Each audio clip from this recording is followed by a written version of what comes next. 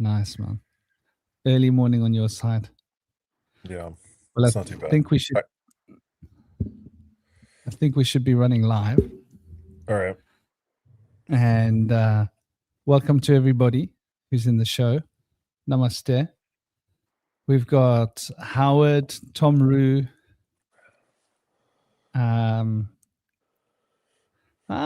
System Zoo. Oh, I didn't know if he was up for joining us. Toby Shinobi. I'll have to go and check my Telegram in a minute once we do our introduction.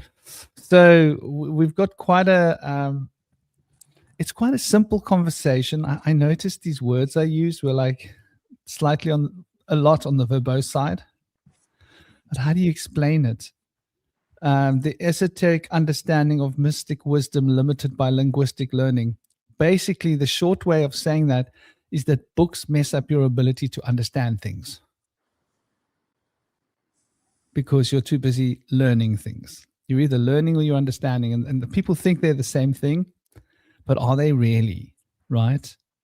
Learning is something that happens spontaneously and automatically and naturally, where being taught is a restrictive form of learning.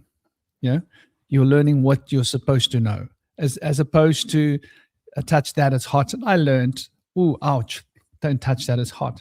That's a natural organic form of learning. So we're talking about the different forms of learning and how beliefs inform our perception, not just our opinions, our perceptions. It's basing reality upon perception, right? So I think it's like a deep conversation. Anyway, we have with us our treasured guest, and TallTree is a researcher and a father and an early morning podcaster. He does his podcasts at 6 a.m. in the morning because that's how he rolls. And that's why he's always got his coffee in the morning on the podcast, because it's 6 a.m. on his site. So respect him for, saying hello to the world. And he's also he's devoted to his child and his partner. He's what we call an old school man, right? He's an all American man. Like I imagine him with a muscle car and a 9mm or a 45 or something strapped to his hip, and like children like climbing him like a tree, and he's like, digging a garden. But yeah, he researches spiritual philosophy and occult philosophies, as well as his martial arts, as well as, modern living. Like, how do we live in this world, right? He's now missioning on becoming more self-sufficient step by step, which is obviously a goal for everybody to move towards, so we can have clean food, clean water, things we don't get from the shops anymore. So without any further ado, welcome, dear brother TallTree. Welcome, brother. It's an honor to have you and say a few words about you. And big love, Chaos. Is Chaos in the room? Wow. Big Gaz, how you doing? Big bless. Everybody, hope you're all smiling.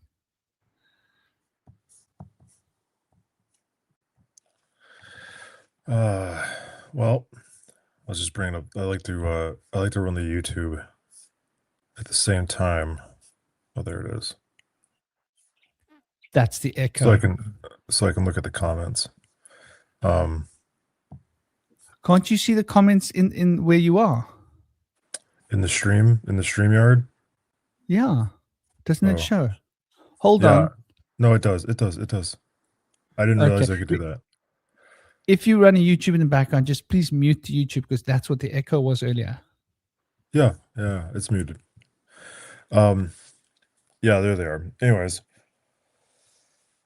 Yeah, so I was curious, what books you had in mind when you thought of this topic.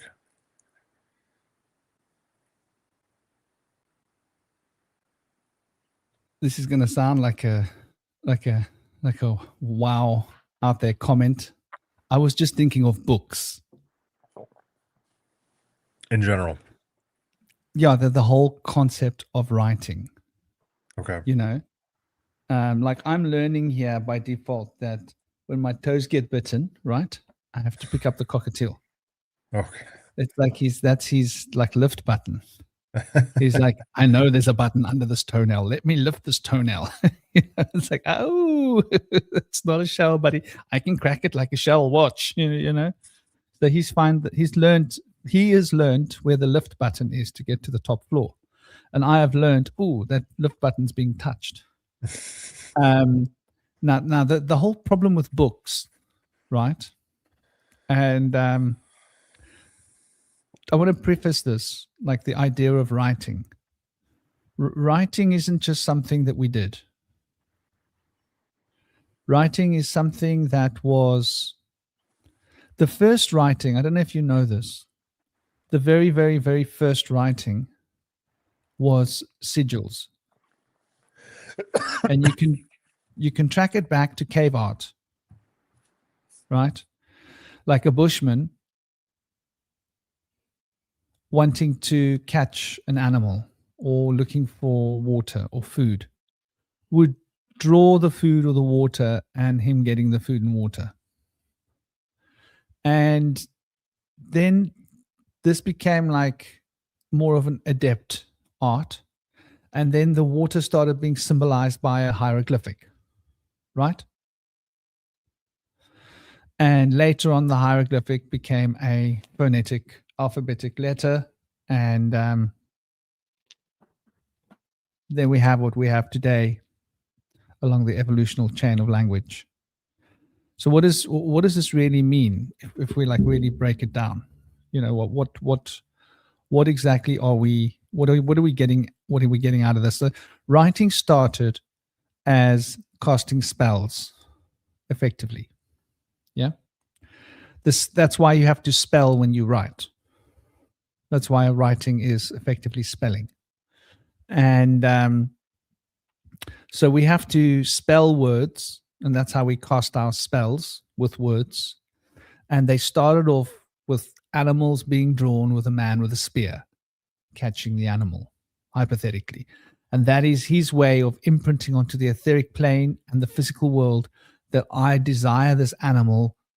Great Spirit, bring this animal to me. It's a religious kind of a prayer of sorts.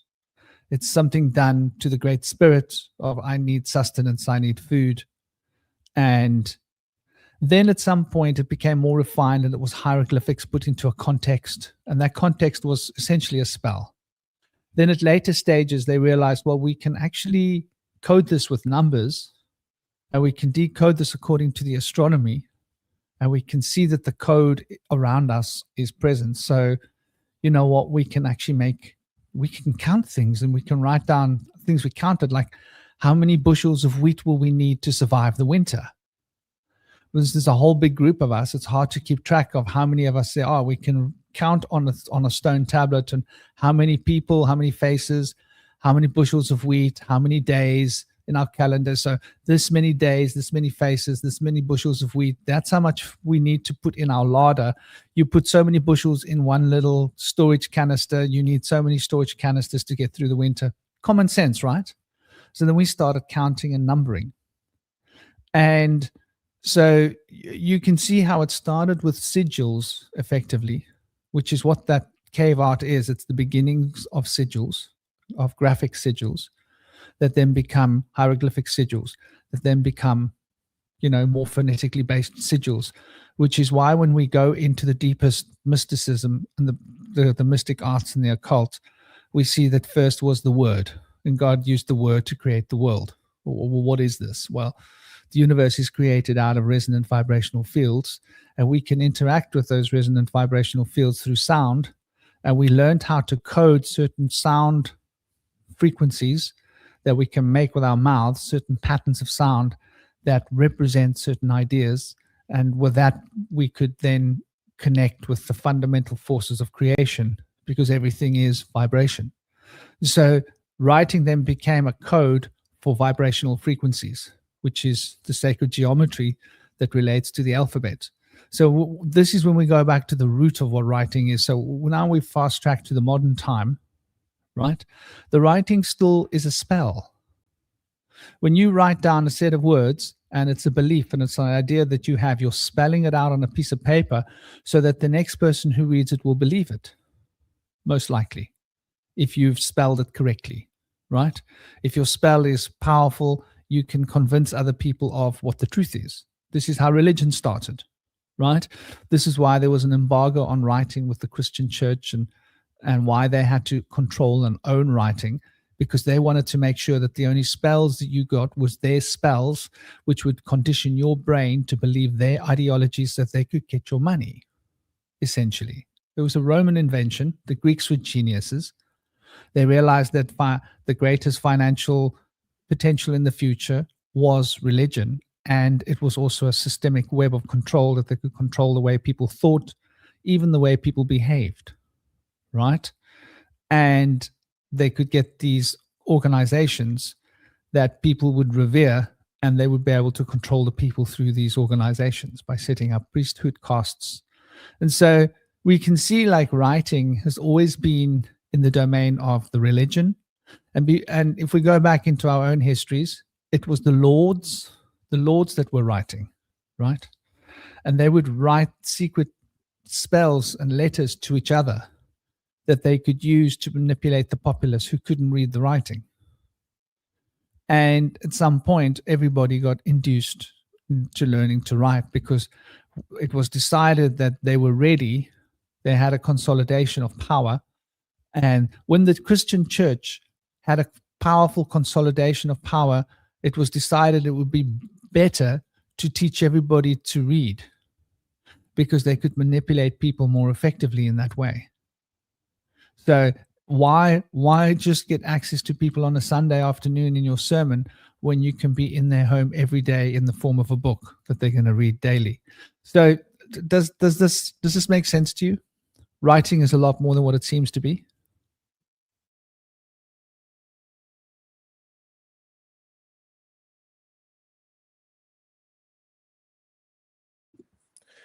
I want to go back to the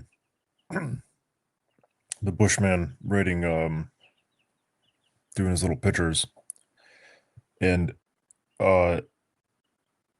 how explicitly, like what, okay, what, like, I'm just curious, like, what is he working with? Like he sees his prey that he wants to, you know, kill for food. And he's got his little war band of bros that he's probably hunting with. And they go get the animal, using their hunting techniques. But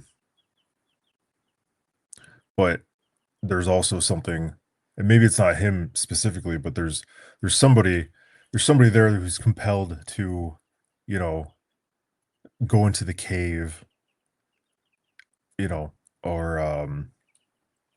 etch on a rock, symbols and things like that. And if what you're saying, it's not just it's not just a artistic expression of daily life, but it's like a like you said, it's like a sigil intended to bring him or the tribe like more of the valuable resource. And so they're thinking it, they're communicating to each other what needs to happen, and then they go out and they perform the action of a successful hunt, and then they consume it, and then they repeat it.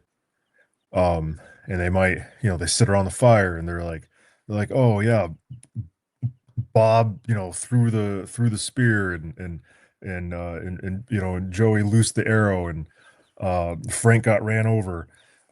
He's useless, and but then there's this extra step of like, going into the cave and doing the little drawings or etching it into the rock, and so it's like what's going on, what is going on with the sigil?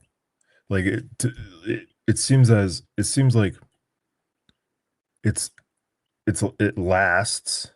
I mean, apparently they've lasted for tens of thousands of years, some of these things.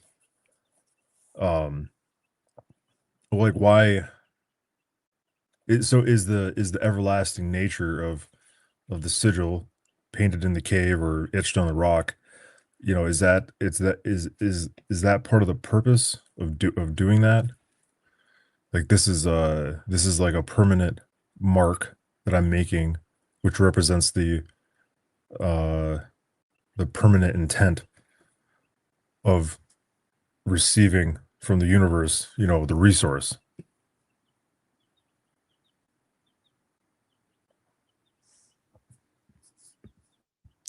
The way that I can respond to that is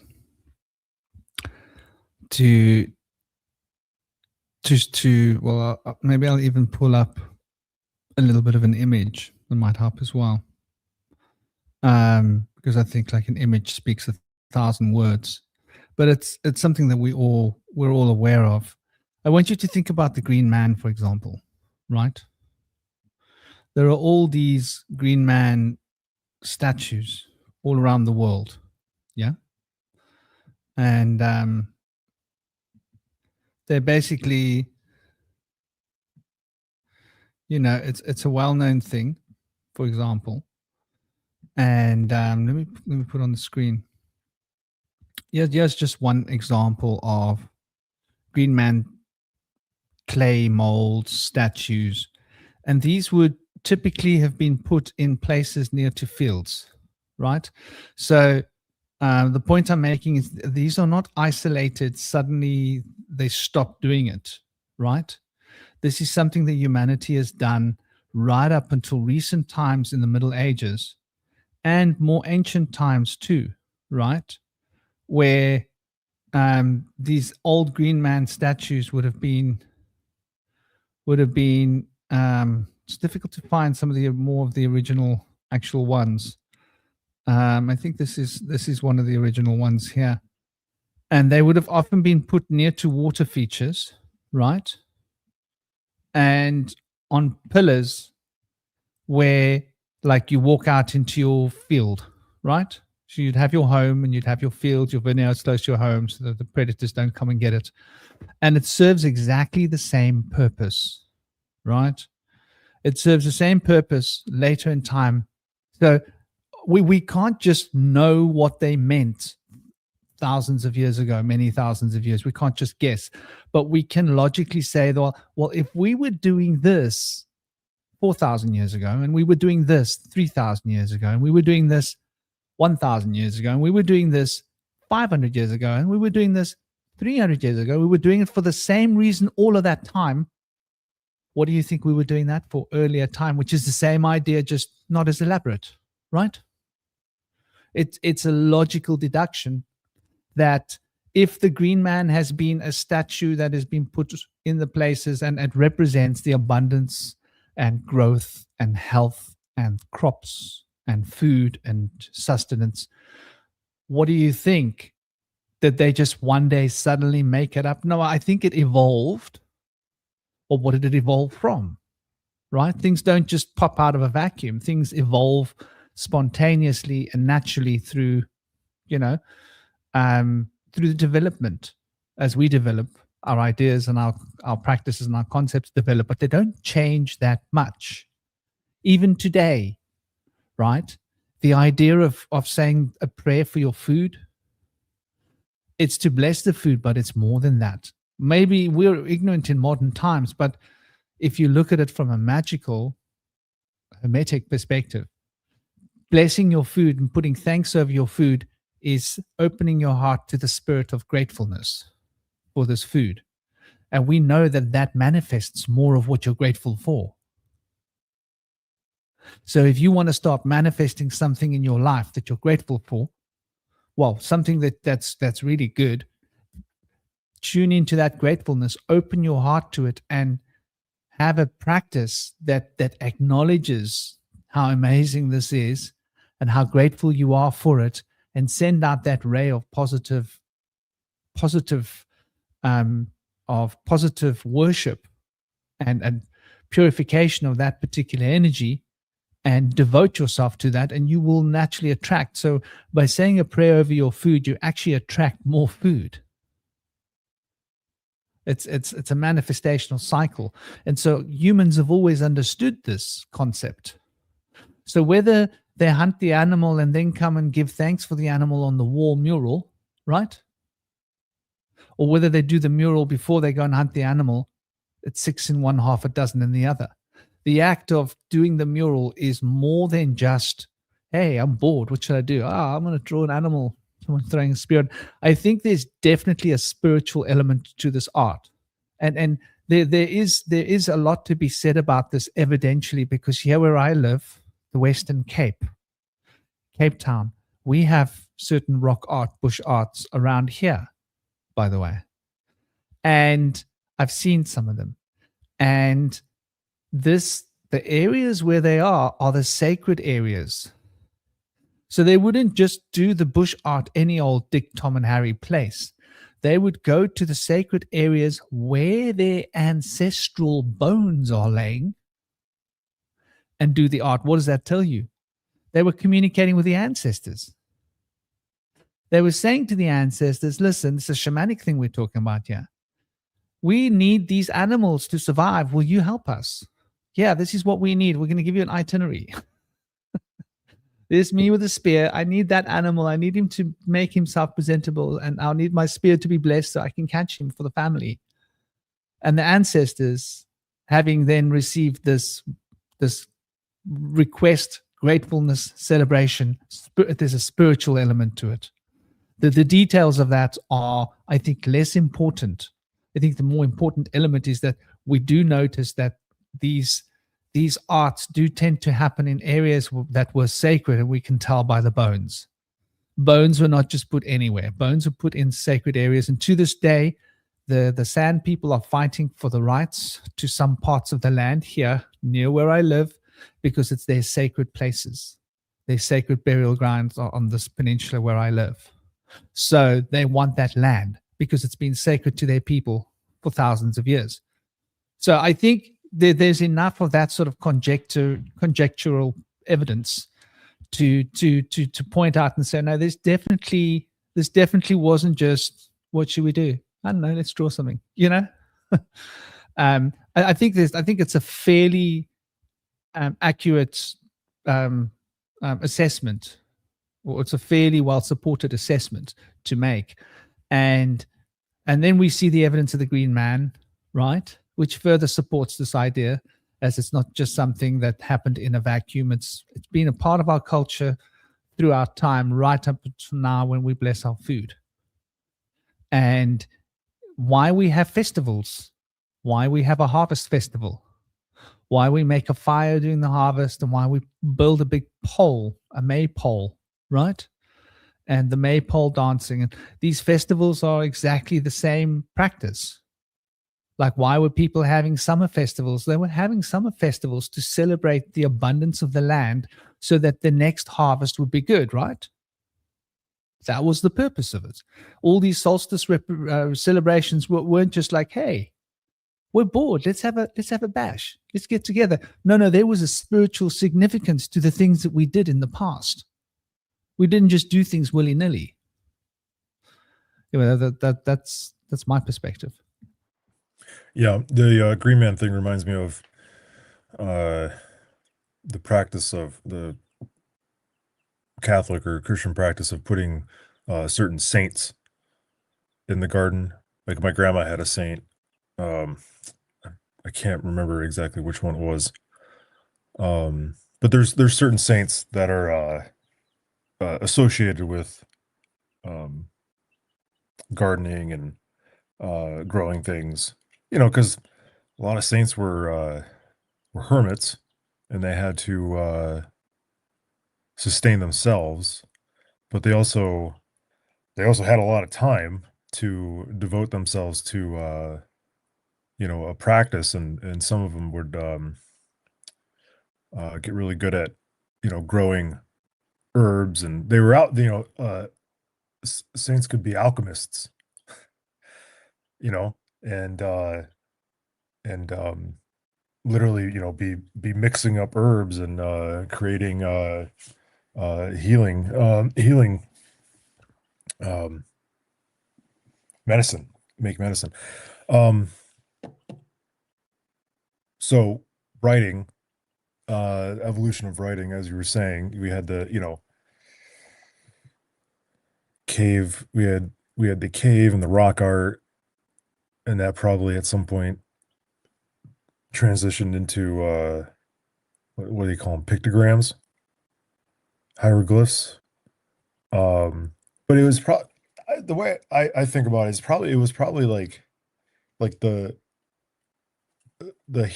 hieroglyphs and the I don't know if they call the Aztec and the Mayan writing hieroglyphs, or there might be glyphs or something. I thought there was a different word for them. That stuff I seems think to it's me I think it's that's just people playing with words. yeah, that I stuff think they're seems all to the same. me to be like this high end, high religious way of communicating. You know, tapping these things into the stone very meticulously. But then there was probably the common uh, utilitarian um, written language. Because you had to have both. You had to have the high elevated way of communicating, and then you had to have the I have 10 bushels of wheat for you, 10 bushels of wheat for you. Uh, you're going to jail. You're coming with me. You get, 5 ladles of water, that kind of stuff. Also, and that's probably where we get like the, what is it called? Like the Phoenician alphabet and the runes and like what is it? Was it Sanskrit? No, or what's I forget what it's called, but it's like it's the Middle Eastern thing where they have the little stick and they press it into the clay, and make the little dashes and arrows. Cuneiform. Cuneiform, yeah, the cuneiform. Um, that definitely seems like like I said, the utilitarian way of communicating. Probably the most useful for the majority of people. Um, I want to add yeah, that if you had a king that was collecting taxes, you needed all of this. yeah, you had to have scribes. You had to have scribes, and and if like the the the the power, you know, the bureaucratic power of the kingdom through keeping records um wasn't necessarily, you know, it is useful for your economy and your your money, and basically just keep the engine of civilization going. But the and it probably led to, if you're a bushman and you're going to the bones of your ancestors, and you're picking the one guy or woman, who's like really good at the art to draw your images. um if eventually you are, there's that transition from, you know into higher civilizations. You got you're out in the bush, and now you're in the small village with the wall around it, and the resources become more collectivized, less individual. There's less of a reason to create those sigils that you once were required, maybe even. But it doesn't like there's not it's not like they lost that way of like, communicating with the divine or channeling of the divine. It's not as if it went away, you know. Like I was thinking, like how do you create a sigil? I mean, there's all sorts of other way. There's all sorts of different. I think, ways of doing it individually, but like, if I wanted to put a sigil in my garden, uh, for the purpose of abundance and and good things, I would sit here and I would meditate on, or I would try to bring up, uh, all the good times that I've spent out in nature, and the different trees I've connected with, and all the different beautiful places, and I would try to create like a ball of energy, you know, and I would keep a ball of energy here, and I would be filling it and energizing it with these good visions and these emotions, and try to I mean, it's happened sometimes where you literally like receive a symbol, like you'll see it. Okay. And you get a symbol or some lines or something like that, and you start, doodling that stuff, and then you can refine it, but you still keep that ball of energy there, and then you can move that ball of energy into your design, and then that's where it lives. And then you can turn that thing into art, you know. You can make it bigger, and you put that sigil, uh, where you want, and it's infused with that energy, and and you'll have this like you see, and every time you see it or you're around it, you'll have that connection that you made with it. And I think it's even, and that's, and it's all right, take like the pentagram, for instance. The pentagram is kind of a sigil, pentacle or whatever. It's kind of like a sigil, and it means a whole lot of different things to a whole lot of different people, because it's like backed up. There's a whole lot of baggage backed up with it in the culture, and so people will see it, and some people will be like, "Oh, it's literally Satan," or some people say it and be like, "Oh, that's it's the 5 points of man," and or all these other things. But what I'm saying that was that the like you individually, on your own, alone, will be creating a sigil, and like if it's powerful enough, like other people who see it or around it don't even know, have no idea about the process or like what that means. Maybe they associate it with the environment um, that it's in, but they can also receive energy from it as well, as well. And so it's definitely it's a very interesting concept to play with, and play is very important. Yeah, man. Play is the key. And welcome to all the new people that have been joining every day. Big love, big blessings. And just me and Zen. Welcome to you guys. And, to Tom and the specialist and Hollowbone Hawk and all the rest of you. If I've missed your name, I'm sorry. I keep getting bloody notifications. Oh, there we go. I can make the notification go away. Well, that's a start from this thing, and it shrinks my chat up to like this tiny one line, which is just so hard to be able to make sense of, because it's moving too fast to read one line. But good to hear, Tom Roo. Good to hear. And you're right. Somebody was asking if the Mayan characters are sigils. Most definitely. The truth is that the alphabetical letters are sigils. I mean, if you really want to look at what a sigil is, like in magic, a sigil is created out of symbolic sources. You can create a sigil out of words. You can create a sigil out of sentences. You can create a sigil out of pictures. You can create a sigil out of like various different symbols. There are a lot of ways to create a sigil.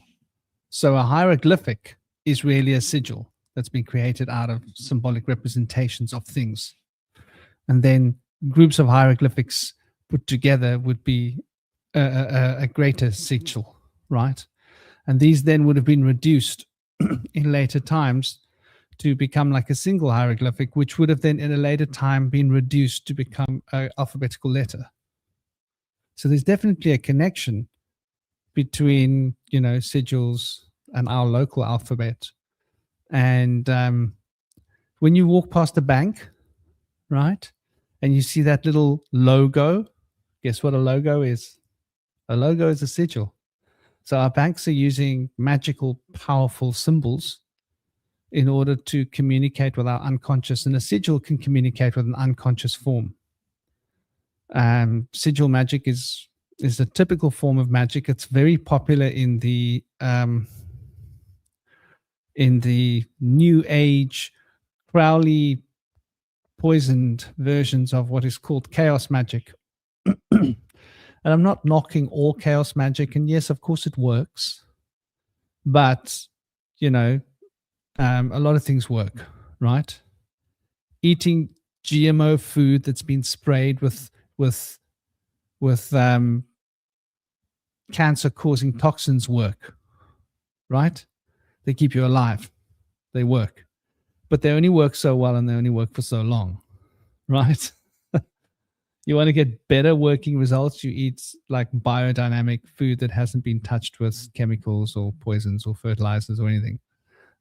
So that's common sense. But yeah, I think it's important to recognize just exactly how much sigils are a part of our life, because advertising companies are using them, and they are essentially magic. Those of you that don't know, the 72 emojis, those are sigils. By the way, if you don't know, the 72, what are they called? There's a particular group of 72 emojis that were created and released all at once. And if you look at those emojis and you break them down layer by layer, they are the 72 sigils of the angels. So come on, people. Like, even our emojis are sigils.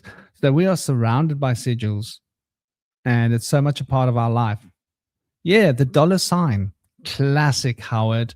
The $, ISIS, classic sigil, classic. That isn't even a hit. That's like using the most typical form of magical sigil creation. Yeah, every day. Yeah,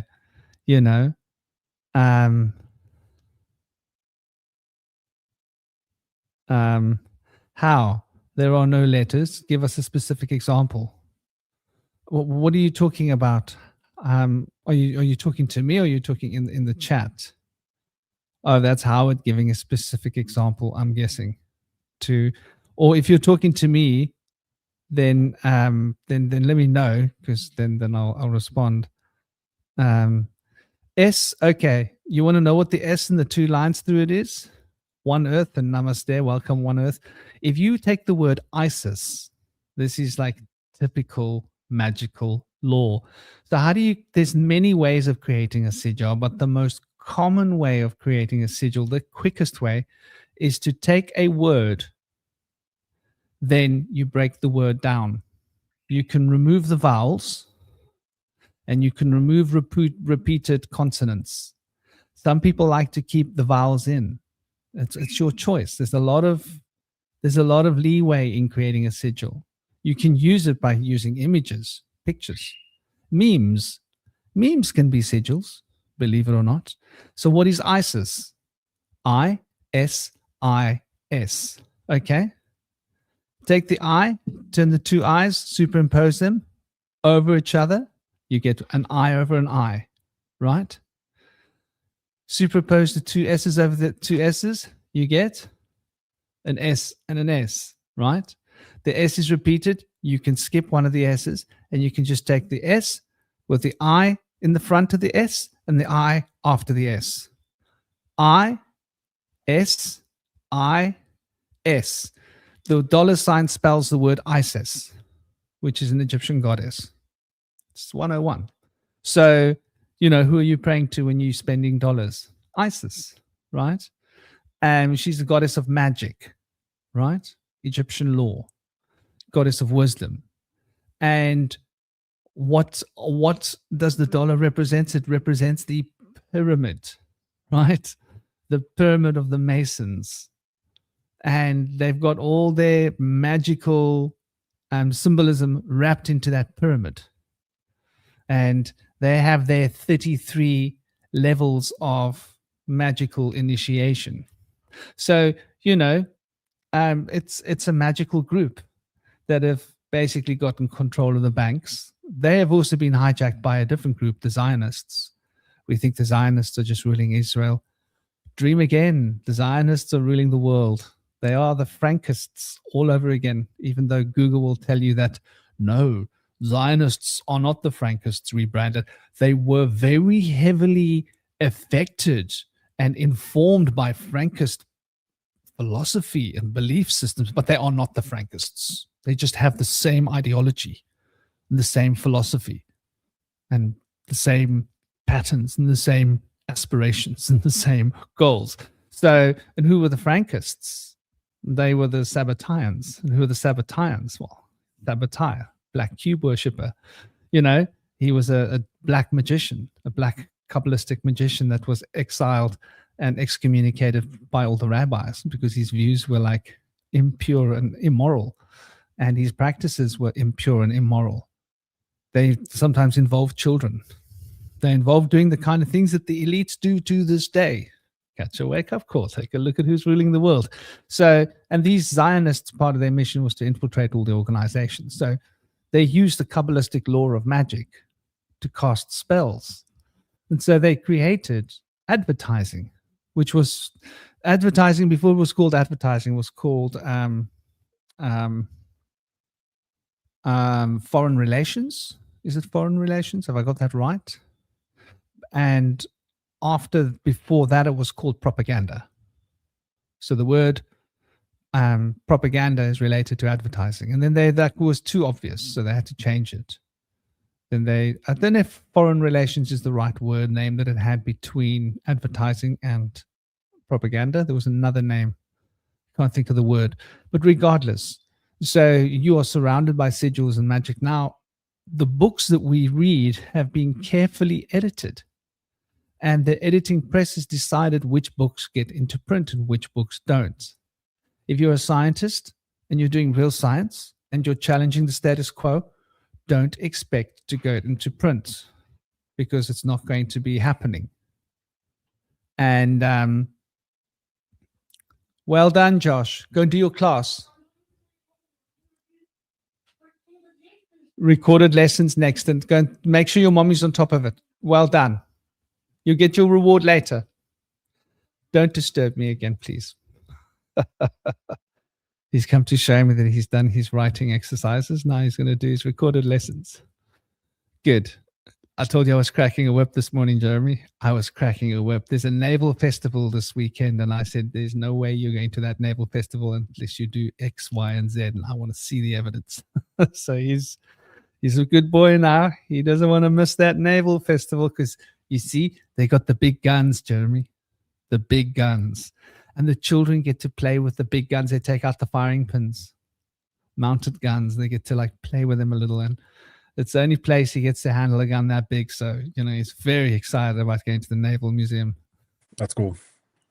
So I wanted to, I've been posting in the chat. There's a couple books there. One is How to Slay a Wizard by Owen Benjamin. Some of you might know that guy. And I picked it up.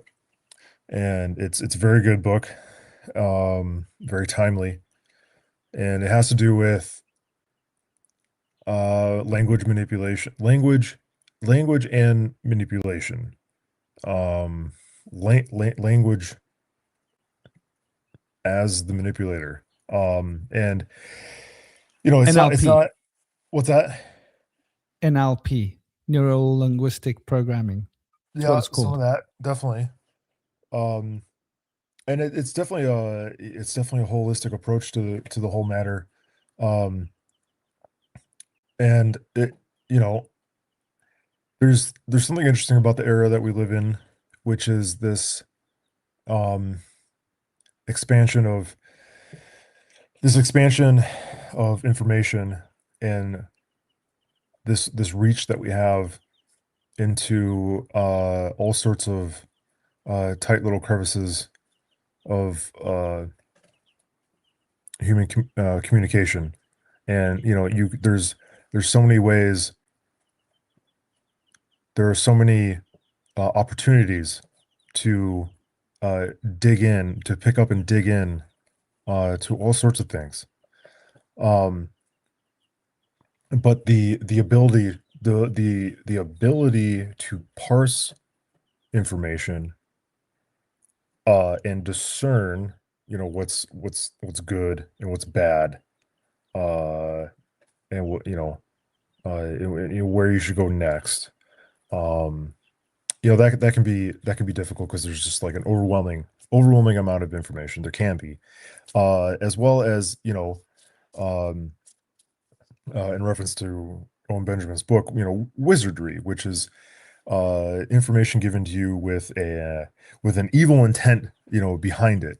And his book, How to Slay a Wizard, he goes through the different ways that um, language and words are used to excite, certain emotional responses in your brain, and thus motivating you to think a certain way or to spend your money a certain way. It has to do with words and color and things like that. And so I definitely I highly recommend this book. It's very easy to read. You read it a few times. I'm on my first pass through, and there obviously there's one aspect in every one of us can think back and probably readily bring up a moment in our lives where someone said something, and it just either said to it personally, you heard it on a podcast, you overheard it from somewhere else, but something somebody said, their words stuck with you, right? And so there's a power there where uh things you read or pick up can stick with you. And for me at least, the things that I want I want to stick with me, I really have to work at. So I have to use repetition. But there's a lot of good lessons in that book. So I think that's worthwhile going through. The other book that I wrote down, and there's a series of these books. There's this guy, Dylan Sicasio, I think his name is. I might be pronouncing that wrong. But there's a series of books that he wrote called Spirit World. I think the first one is called Spirit World. Spirit World, and then Spirit like World. And he it's a very interesting book. It's dense. Uh, I had to read it slowly. That's just me though. But he goes through how words can have double, triple, quadruple meanings, um, and how they can be used deceptively. So that's definitely a book to check out. And then there's the concept of the language of the birds, um, which has meaning in the Abrahamic traditions, as well as the just plainly naturalistic um, applications. Uh, just go out and you listen to the birds, and the birds, it's anywhere you go, for the most part, you'll hear wind, and you'll hear birds, and you'll hear bugs. Um, you don't really hear mammals because they're all trying to eat each other, and they have to be sneaky, except for dogs, um, which are protected by us for the most part. But birds will definitely, uh, they'll speak to you. They'll tell you all sorts of things, of course, right? Like we're here, in Virginia, all the birds are back, um, either awake or they've migrated back, and they're just, uh, they're ecstatic they're absolutely joyful every morning, all the time, that it's getting warmer and all the bugs are outside that they get to eat. But anyways, so I wrote those things down in the chat. I don't know if there's any way to um, search that, but those are good things to look up and definitely applicable to our conversation here. You mentioned the language of the birds, and this is exactly what I was thinking about. You see, in my experience, and anybody that has had there's different kinds of awakening experiences we have. So it's like this. Many of these awakening experiences would be put into a context of some kind of a psychological challenge, because they're not understood by the neurochemists or the therapists. They just don't grasp them. They're out of their ken. They're out of their range of experience and knowledge. It's not written about in their textbooks. So it must be that. Must be something wrong, right? This is the problem with books. We read books, so that's right. So other things must be wrong. That's how the brain works. Once we know what's right, then we decide what's wrong. And the moment we know what's right and we decide what's wrong, we are no longer paying attention. Now, the language of books, there is no right or wrong. There is no particular meaning. There is a contextual appreciation, but the contextual specifics of meaning is relative and relevant to one's emotional state. So by listening to the birds, one can go into a deep state of reverie where the birds will start to talk to you. Now they will say, oh, well, you're losing it. Well, okay. All shaman throughout all time have lost it. You go into such a deep contemplation of the wind, and the wind will be talking to you. Go into a deep contemplation of the planets, and the planets will be talking to you, right? Go into a deep contemplation of humanity and our situation and our plight and this existence and the meaning of life. What happens? Humanity starts talking to you. You gotta, I'm just gonna interject here. You gotta make, I think it's important to make time to lose it. Whether it's daily, weekly, or monthly, setting outside some time, to lose it. And that might be different things for all sorts of, different people. That might be going on a bender, getting drunk on alcohol, or some other substance, or losing it could be, uh pumping up the music, in your studio, or in your car, and basically it's just it's getting yourself into a trance state. Trance. That's like the goal. But getting there, it means it's like, different ways for different people. Because because that's how because you're like separating yourself. Like there's this daily life, there's this daily grind, there's this 9 to 5, right? And you're in it, and you got to survive, and you got to make your goddamn money and all this sorts of stuff. But but getting to the trance, that's the separation. You got to, rip yourself away from the grind to get to the trance, to get to the transcendence, to get the divine. It's not, you're not like getting it, um you're like revibrating yourself. You're tuning in.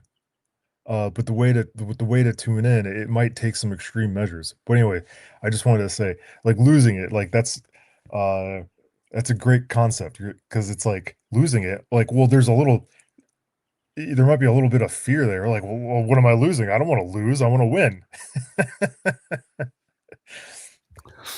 I mean, I covered this in the autobiography of a shaman with Jeremy. like more than a year ago, where I explained that there are ways that you can use a mantra. You can generate a word trigger program, which is like a set of words that have a particular meaning. You can calculate the number of the words, the number of the syllables, the number of the letters, the numbers of the addition of the letters, what it means, what kind of vibration you're picking up out of the words and different frequencies. You can customize those words. It can be simple, they can be poetic. There can be many different aspects to the way in which those words are sort of coming through. And you then program those words to run in your mind. And you can simplify them, break them down to their bare root source. And then you can have one program running, two programs running, three programs running. Practice. First get one and have it running in your mind rhythmically. And then when those words are cycling through your mind, then you get another wheel running behind that wheel. And then you've got two wheels of words running. And you're observing these two phrases going through your mind simultaneously. And if you can get to the point where you generate a third phrase, and you've got three phrases, three wheels running at different speeds through your mind simultaneously. It's a training technique. It doesn't just happen. Then you will get to the point where you are without thought, absolutely without thought, because you're just observing the three wheels of word triggers running through your mind. And if you can maintain that 24 hours a day or throughout your entire day and keep those three wheels turning, and if one of them starts to slow you, you go and put attention onto that wheel and get the wheel turning, and you've got these three wheels of words turning in your mind, and then start interacting with people while these three wheels are turning in your mind. That's like you'll go into a deep trance. Now, like I was saying, the birds will speak to you, but did you know that you can go through life and you'll meet a strange lady on the street, an old lady, and she will tell you something that's very personal to you. She didn't know what she was saying. It might be metaphorical, it might be allegorical, but you will notice that everybody that you speak to is speaking to you, to your higher self, to your deepest aspects. I know. I got real quick just before I forget, because I got to step away for a second.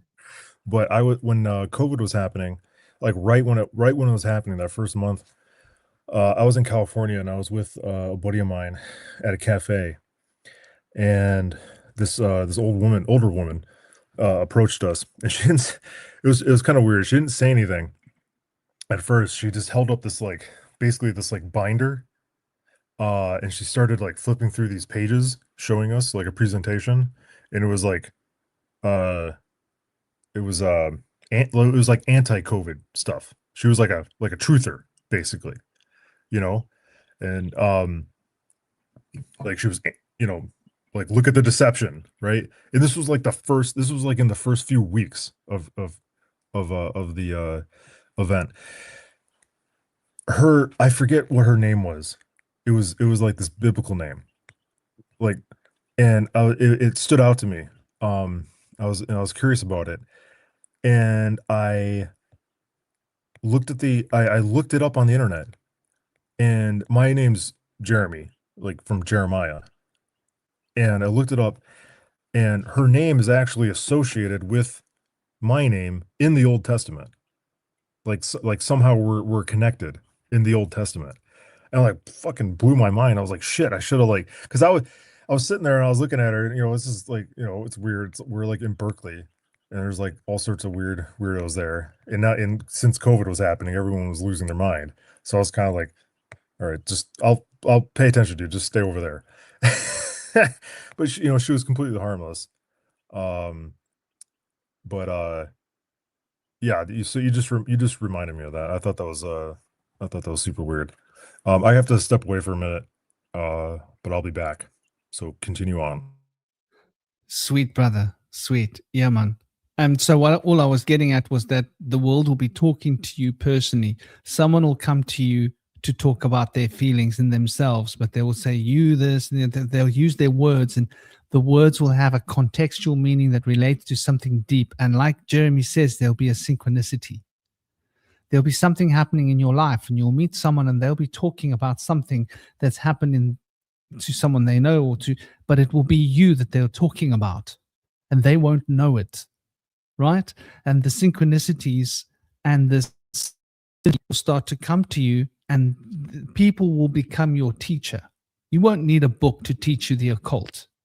Every human being out there will give you a different piece of wisdom, sacred knowledge, wisdom. They won't know the esoteric knowledge that they're sharing with you, because they will think they're talking about X, Y, Z. But to you, it will mean something different. That's how esoteric knowledge works. So that's my point of contextual information, and intuitive information. And you can learn profound knowledge about the secrets of the universe and yourself and the nature of life and time in such a way where, in order to go to that place, you need to be beyond a linguistic frame. You cannot have beliefs of, I believe X, I don't. You need to go to a point where you disbelieve everything, absolutely everything. And when you start disbelieving everything, then you're open to everything to a point.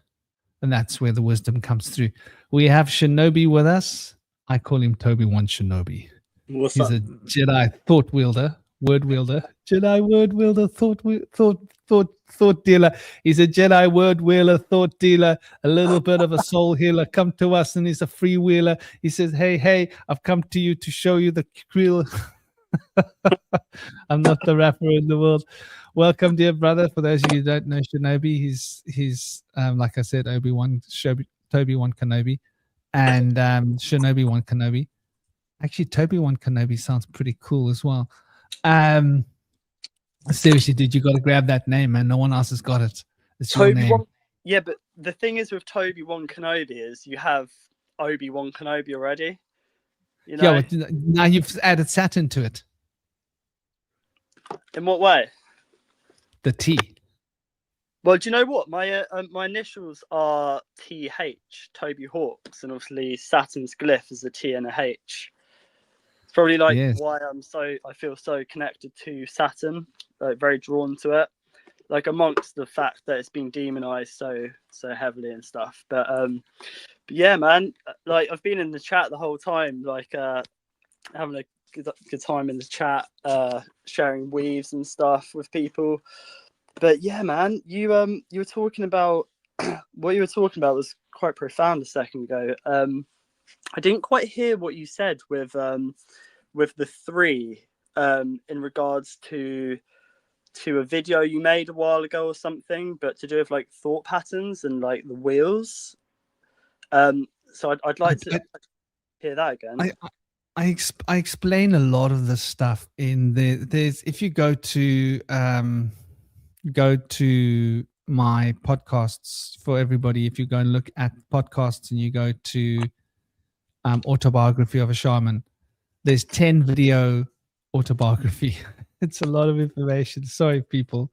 It's my life story, how I became a shaman, the occult path, the mystic path, how I moved from drowning to having ESP, to struggling with it, to being drawn into the occult as a child, to being guided and taught by this mysterious gentleman and his sidekick, and then being brought into mystery schools, and then being initiated into different forms of practice and training and studying, and then going on first going to connect with the African spirit, and then going on an incredible journey and being introduced to the mysticism and living in India for many years. And then after being drawn into the mysticism and the Tantra, then being drawn into the shamanism and meeting a shaman, and then going to live in the jungles. And it's like the whole story of my life. But in that, there's a lot of things that I share, like practices of things that I did that I discovered through, well, let's say intelligent guesses, because I did have a base of study, and I would be sitting with these gentlemen, and we would have conversations, which are essentially knowledge lectures, but they would be in the form of a conversation, and they would sort of guide my meditations and my contemplations with questions. They wouldn't tell me things so much as ask me the questions that would get me thinking, and that was the way that they taught. And so anyway, the three wheels has got to do with, like, if you were to break it down simply, you could be like, you could have a simple phrase like, let go, forget, let go, forget. Or you could be let go, forget, and be, for example. And you could run that phrase through your mind, in the back of your mind, and keep it flowing like a river, like a rhythm, until you can step back and it's doing it by itself, and you can watch the phrase going around in your head. And when you just put a certain amount of awareness on it, it maintains like a wheel turning of words. And then you can start with the second phrase that you consciously concentrate on with the other phrase, and you just put enough attention on the other phrase to keep the phrase moving. And then you're hearing two phrases in your heads simultaneously. And then you can step back and step back and step back to the point that you see these two phrases running in your head. And then you can start to add a third phrase. And the third phrase could be like, I am, that I am. And you could have these three phrases running through your head. They fit into each other with particular paces and rhythms. Because you've been observing the rhythm of the one phrase, you get another phrase that fits into the rhythm of that phrase. And these two phrases work like a unit. And then finding a point in the rhythm, you got all three phrases moving like turning wheels. And then you just observe these three phrases running through your head. And the activity of observation of all of these removes the ability for you to follow habitual thinking patterns, basically. So do you know what was coming to me then was Yggdrasil? I still can't pronounce it. The three fates, past, present, and future. And Yggdrasil being a big sigil, and the well, like being a vortex, like we were talking about kind of yesterday, and being in the center of the vortex, being in the center and not being swayed one way or the other, just letting things come and flow and spin. Being well. Well, yeah, and using your will as well, and not being moved by the current. What I mean by that is not being moved by the current stream. That is what that word could mean. So if you have words come to you like weird, rather than being like, oh, weird means this, or at the beginning I mentioned one of the books could be a dictionary, because dictionaries are quite hollow. They tell you what the word so-called means, is one definition of it, but like a question. So if you sit with a question, what is it? It's asking something, but really what it is at the essence is you're on a quest. Your energy's on a quest. Your ions are on a quest ion. But you won't find that definition anywhere. But like with that kind of thinking of like past, present, future, the three fates, the well of Yggdrasil, you can sit there and let things from the past, from the future, using the present kind of spin, and let things come to you and create new concepts and new words, new words, new fates of words that we're given. And this ties into the spellcraft as well, that TallTree was talking about, that book. I haven't heard of the book, but like I think the kind of collective spell is starting to dissolve. And when I hear book, it reminds me of box, because a book is where the light is buried inside a box. There is the light, there is the occult knowledge, and books can be useful. My path hasn't been reading books.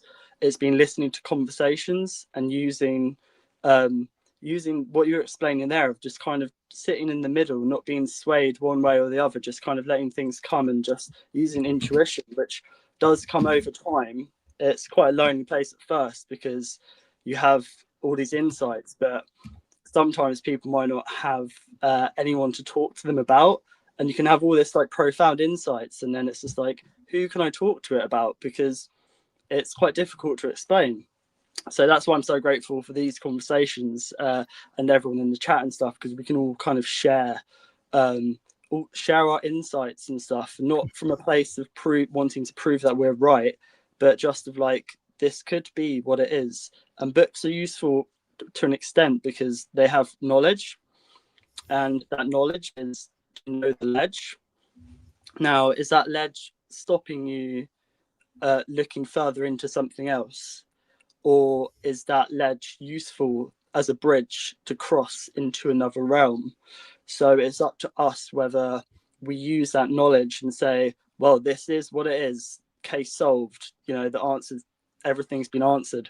Or if we can kind of use that intuition to view the ledge, the boundary, and decide whether we want to cross it and use it as a bridge, because knowledge is a bridge. But again, people are trolled. People are gaslit to not cross the bridge. And this bridge I'm talking of is the bridge of spirit and matter, the formless and the form. And really what these dark occultists do is they try to get in the middle of the spirit and the matter and try and morph and shape our thoughts so that we speak and we create, but we don't really know what we're saying.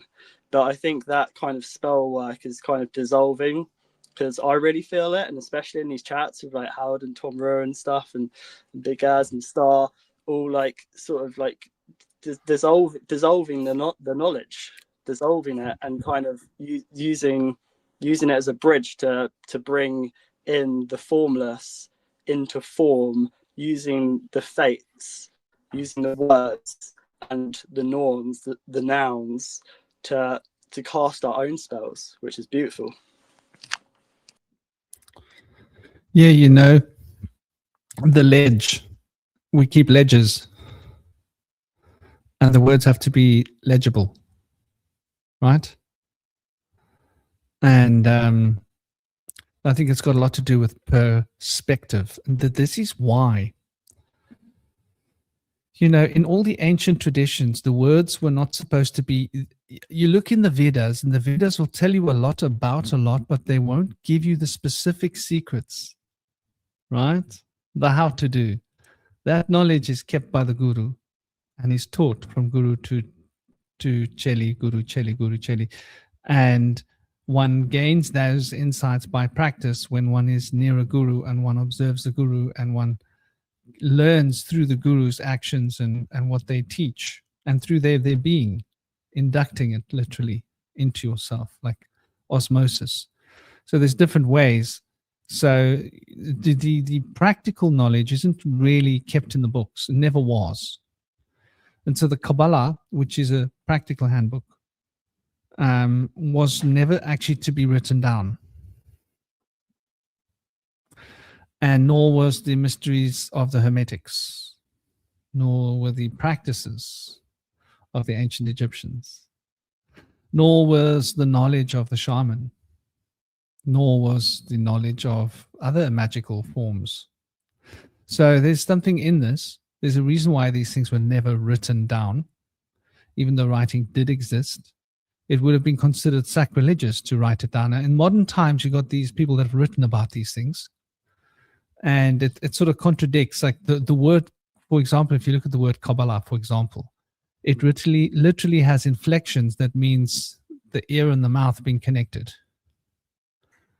And specifically, the word that shares the mouth that shares the word to the ear. It's literally like inflected within the meaning of the word. So it was never supposed to be put down in such a form, because here's where the dangers come, right?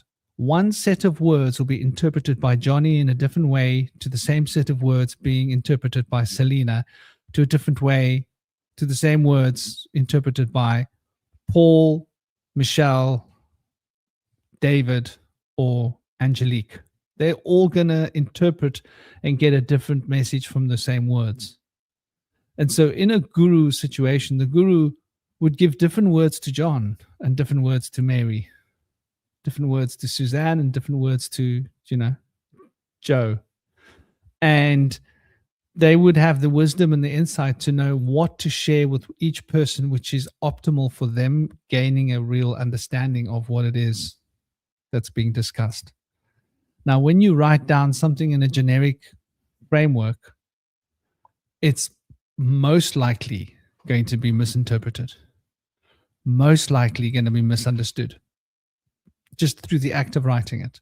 Maybe the esoteric information will be interpreted, but the true esoteric meanings will most often be misinterpreted by most of the people. And that's just sort of how that translates to the human consciousness vehicle, because what Toby was just talking about, the ledger in our brain, our ledger is our belief system.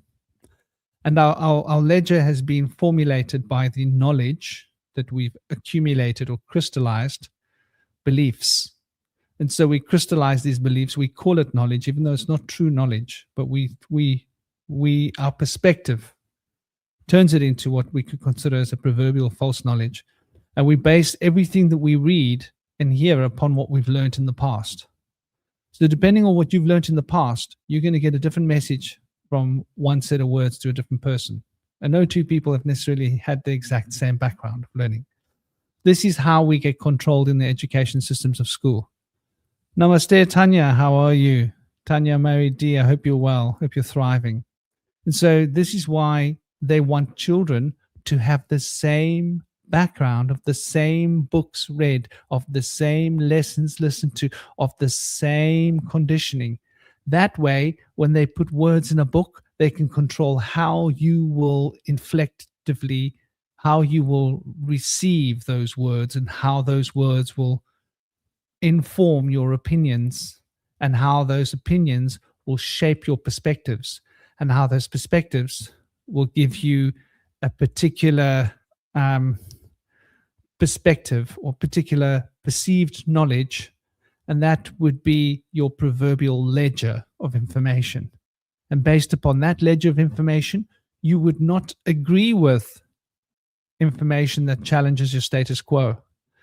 And you might try to agree with it in a way that doesn't unsubstantiate what you think you know, which would mean twisting some of the bits of information to fit the ideas that you preconceived in your mind. And we all do this. So here's an interesting idea about how words work, as opposed to like martial arts, for example. You can't teach martial arts with words. You can, up to a very small point, but really it's observation, practice, expression, training, observation, practice, training, it's a continual cycle of that. You watch your teacher, you watch how they do it. Sure, they told you in the beginning exoterically how to do it, but in the end, it becomes really noticing. I noticed that they have this nuance. And so they will not tell you, they'll walk up to you and they'll hit you with a stick, like a thwack. Oh, okay, that leg's wrong. Ouch. That leg doesn't belong there. Whoa, okay, I just learned that. That was ouch. Or they'll come and they'll stand next to you and they'll just reposition you. They'll have a freeze moment and they'll stand there and they'll shift your elbow.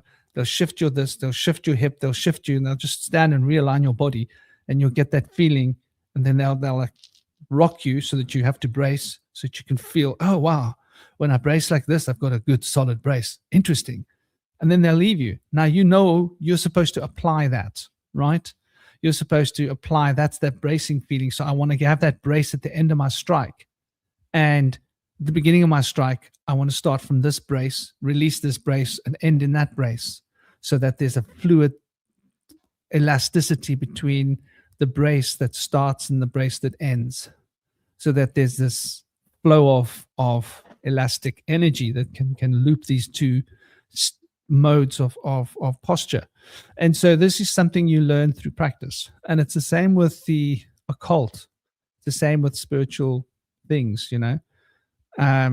Unfortunately, and I was having a long conversation with my girlfriend about this last night, you know, there are all these people writing books, all these people training, and it's like I said to her, a lot of the stuff they share is probably good, exoteric information. Some of it might be somewhat esoteric, but from my perspective, a lot of it is more exoteric.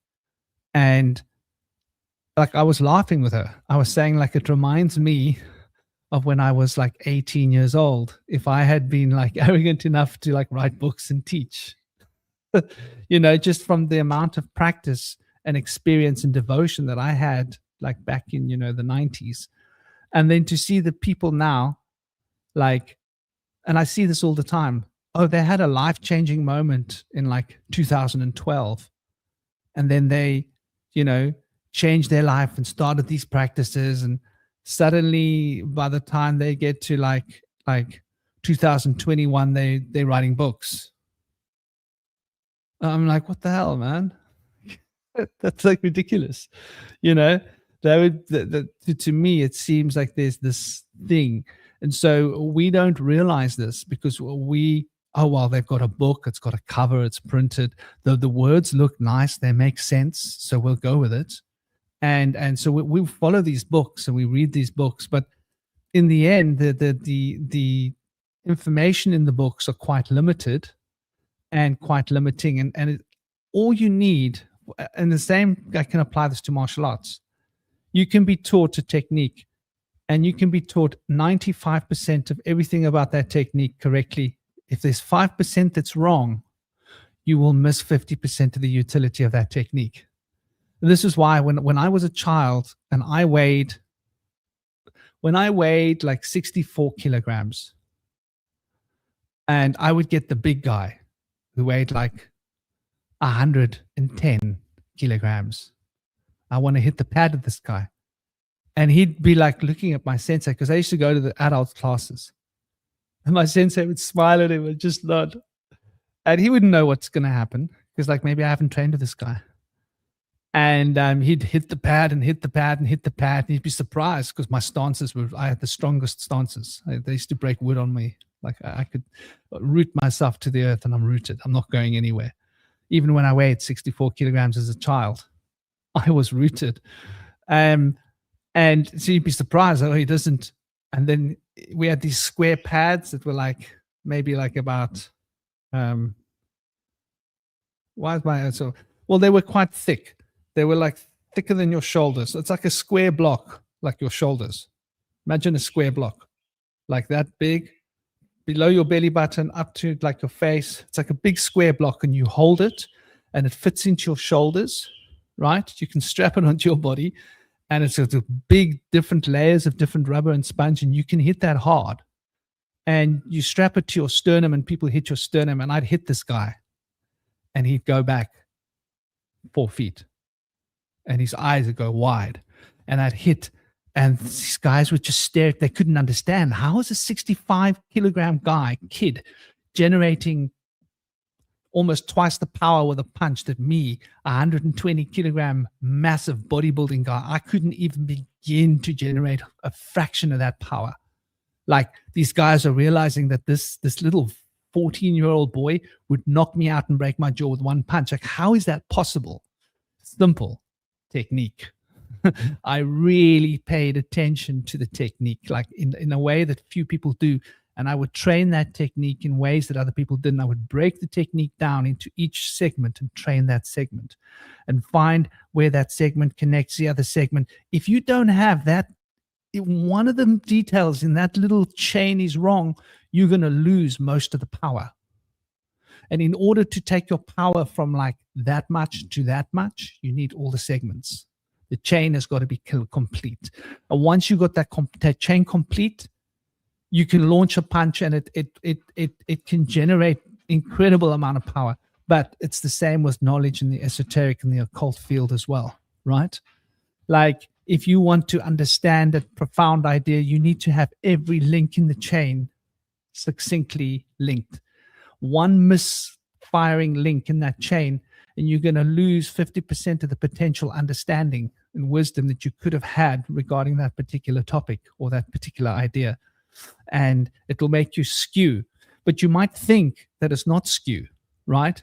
Just like that big guy thought that he was like a big guy, he can punch hard, until he saw this little boy, and then he was like, you should see the guy's faces. It's priceless, man. Like, you see the brain can't compute. This is impossible. Like, this is why I'm saying a woman, if she's taught how to really apply a martial arts technique properly, can be more devastating than a big bodybuilder. Like, really, she can, if she learns. So, when it comes to this esoteric field, martial arts is probably a really good, because martial arts is very esoteric. It's the technique on the surface. I watch all these MMA fighters and I'm like, yeah, it's all cool. It's all cool. It's all cool. But in the street, like these are not a one punch man down solution. None of them. None of these champions have got a one punch man down solution. That's it. Like, you know, they might knock a guy out for a few seconds, but like I don't imagine any of them just one smack and the guy's laying there 20 minutes. He needs a stretcher to hospital. I don't see it. I don't see them having that capacity because they haven't trained the basic technique. And so when it comes to the occult, you got the same thing, right? You got this showman occultism. It's giving you a lot of the little basics. It's all good and well, don't get me wrong, but it's not going to take you to that next level.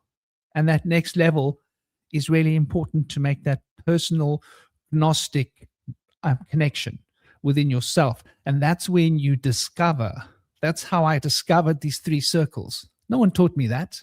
I discovered that because I understood the fundamental occult principles as a child, right? And so that's why I was sitting there in the mid-1990s meditating on the wisdom and the knowledge of the occult. And sure, I read a lot of books, but I was lucky. As a child, I was an extreme rebel.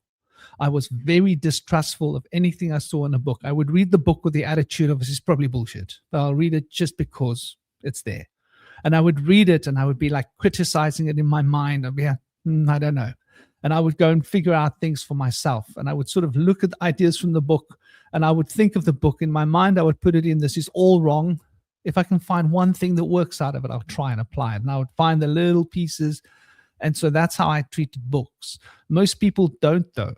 Because in school, I resented school from like age 9. Age 10, I teetotaled my school. Teetotal, I had to close the school. I almost got expelled for vandalism because I didn't want to be there, and I didn't respect that the teaching methods were actually that I was learning. I thought they were trying to control my mind. Seemed to me more like mind control than actual information to me as a child. So I always had this distrust. Most people don't have such a virulent distrust. Yeah. Most 14-year-olds don't have the balls to look or even 13, don't have the balls to look their teacher in the eye and say, that history, I don't believe it, it's wrong. I'm closing this history textbook and there's nothing you can do to ever get me to open this textbook ever again. And I refuse to do any exercises from this textbook. I refuse to open it. I will not work with it. Send me for cuts. They send you for cuts to come back. And the headmaster wants to expel you, and you say, if you expel me, you better make sure that we're going to be in court. Because if I don't fail history, you don't expel me. I don't care what you say. They ask you to leave the school. I don't care what you say. I'm going to be here tomorrow. If you want me out, you better take the legal action to get me out of the school, or else I won't go. I told the headmasters that. They tried to get rid of me since the age of 15. I didn't care what they said, just because they're in a position of authority. My poor mother's crying her eyes out next week because her son's just been expelled. And I said, I don't think I'm expelled. Headmasters, what? So I don't see the paperwork correct. I said, because I need paperwork to take to the Board of Education to have you fired, sir. Big eyes. They said, and I will. My father will support me. My mother, you can convince her what she wants. My dad will stand up for me. I will have my day with you in court, and I will take you apart. So the teachers were scared of me because I told them straight, I will not budge.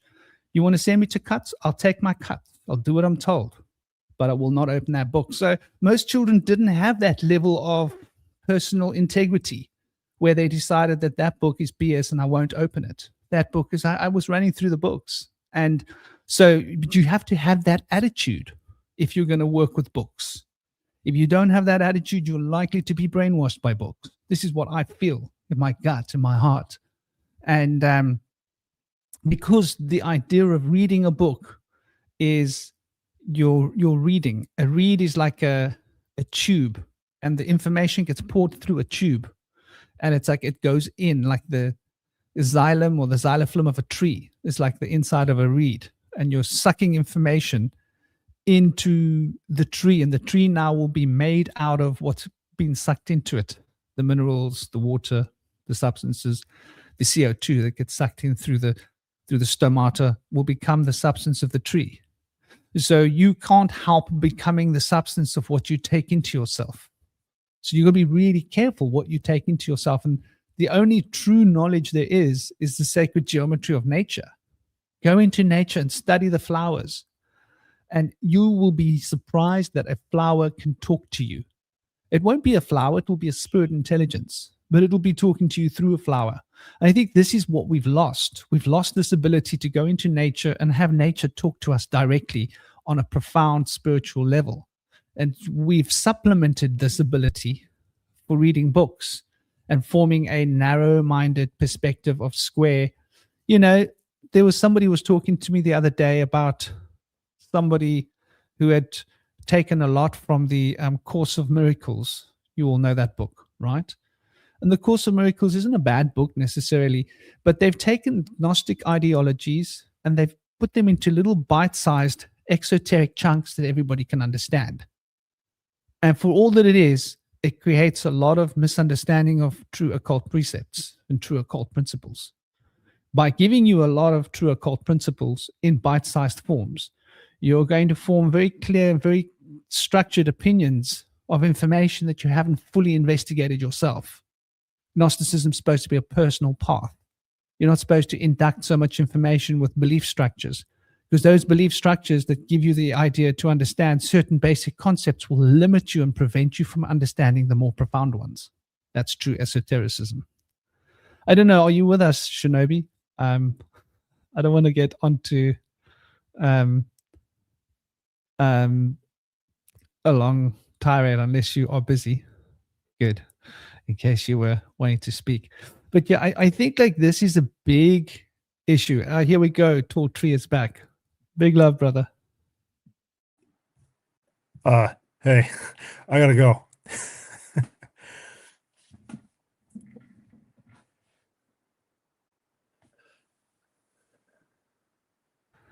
Okay, dear brother. How's your little one doing? Oh, she's great. She slept for like forever. She didn't even wake up last night. So I went up there to just to, peek my head in. And she was like, "Hello." I was like, "Okay, let's get up."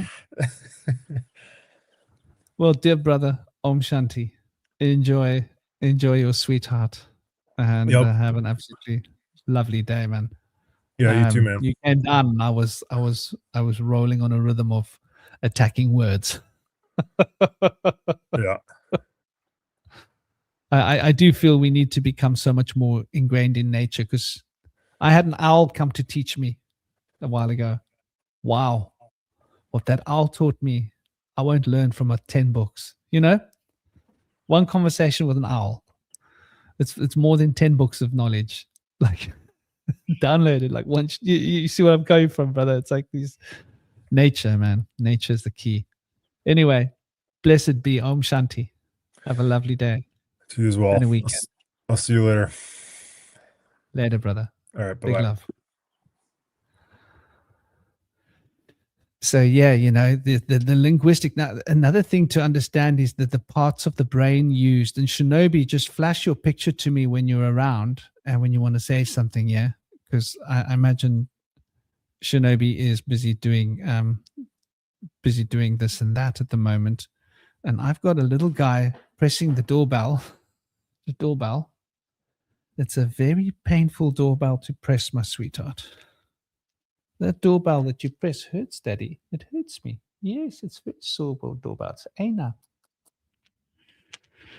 So yeah, I think it's important for us to recognize as well and realize just how much of our own perception is sort of resting in the ideas that we hold. So I want you to stretch your mind for a moment into the nature. Disney's going down, Gaz. I pray Disney's going down. All that pornographic depiction of children in images that have made up animals is disgusting. I hope you guys have seen it. It's the most, once you see it, you can't unsee it. I remember it must have been about 15 years ago. I saw a cartoonist, somebody who's an animator, break down the images. Yeah. And they would take layer by layer off of the Disney characters. And when you take off the layers, they're able to like show you that this is a man bending over a child doing something to that child. And then you add the other layers, and then now it becomes like a creature. What is it, like a duck or whatever it is, right? But when you break down the layers, you can see that it's sigils. It's human body forms, sigils, and usually adults doing things to children. And once you see those Disney shapes, you cannot unsee them. It's very, very almost traumatizing. So I've like tried to keep my child like as free of Disney as possible. We had Disney Plus for a while, but he didn't watch Disney. He used Disney Plus to watch all the Star Wars films, the Star Wars series. I wanted him to get into the Star Wars. I thought that's quite cool. Good background for things if you're going to watch something. And, you know, some of the X-Men series and some of the other series that were good. There was some good stuff on there. But once we had seen that, I took Disney Plus off because I didn't want him to get sidetracked by like these funny ducks that are selling, you know, kiddie fiddling unconsciously. So, yeah, you know, I told him I'm going to get Disney Plus back because I think there's going to be more. I actually want to go and watch a series there, which I thought was really well done. And I'm very keen to see where they're going to take it because I think there's going to be a lot of programming that's going to come out, which is the acrobat guy. What's it called? The guy who's blind and he's a lawyer. And he's I think they brought out the last series like maybe last year or something. So I figured that I'll go and watch and maybe even break it down and do some episodes here about it because it's interesting, I think, to see what they're telling us through these films and these series. But yeah, you know, getting back to the topic, you know, the mystic wisdom and how it's limited by the linguistic learning curve of our minds is the moment we start formulating words, we start changing our perception. This is really important to understand because the nature of reality is essentially the experience of our perception, right? Yeah, Monsters Incorporated and Adrenochrome, all of that gas. Man, it makes me a bit angry. I don't like being angry. I feel the fire burning in my belly when I get angry, and I want to reach out and do things I shouldn't do with energy, which isn't healthy. You got to control your anger and channel it through different systems so that you can express it and come to terms with it without having to, you know, act it out, preferably. But you have to express it and you have to process it. Anger can't just be repressed. But I do think that there is a lot that we can recognize when we see this, because reality, we aren't just experiencing reality. I want you to meditate on this. We are creating reality. And I want us to like consider that for a while. You're not just experiencing reality, you're creating reality. And you're facilitating this production of reality through the ideas that you centralize within your thought form arena in your mind. And these thought forms resonate and they are saturated in passion, desire, emotion. We feel them, and we feel these thought forms, and we feel the qualities that are flowing through and animating these thought forms to give them life. And this formulates our perspective. And our perspective then becomes crystallized and starts to become an expression of our actual an expression of our actual state of mind. And this expression of our actual state of mind is then what we start to become fixated on. And it's really important to recognize this. I just want to see if I need to make space. I'm supposed to be empty recycle bin. It's a good idea. Empty it. Just checking what that does when I empty the recycle bin. Okay. Got a couple of gigs left on this thing. I have got to remove a whole lot of stuff onto external hard drives. I must remember to do that. All these podcasts keep filling up my hard drive fast. And is YouTube removing your replies, Gaz? You know, even me as the channel owner gets comments removed. Did you know that? It's not just you guys that suffer this. And you want to know the irony? My settings are not, there are no words being removed. There's no watchwords. I've got like all security settings off when it comes to like management of words. You've got like options in your channel, and I've specifically turned them all off. There's absolutely no moderation on my channel by YouTube officially, but they still moderate. Even with your settings turned off, YouTube still moderates, and it's annoying. There's no way around it. Yeah, Gaz, I get you, man. I get you. YouTube is a butt pain engineering system. That's what they're good for, engineering lots and lots of butt pain. But yeah, so the nature of our reality is being facilitated by this perspective, and the perspectives that we hold are shaping our experiences, and this is what we actually associate with. And so when we're associating, we are actually forming a world around us, and we are forming this world based upon these mental criteria that we mentioned. And so we are not in reality just experiencing reality. We are co-creating reality through our experience.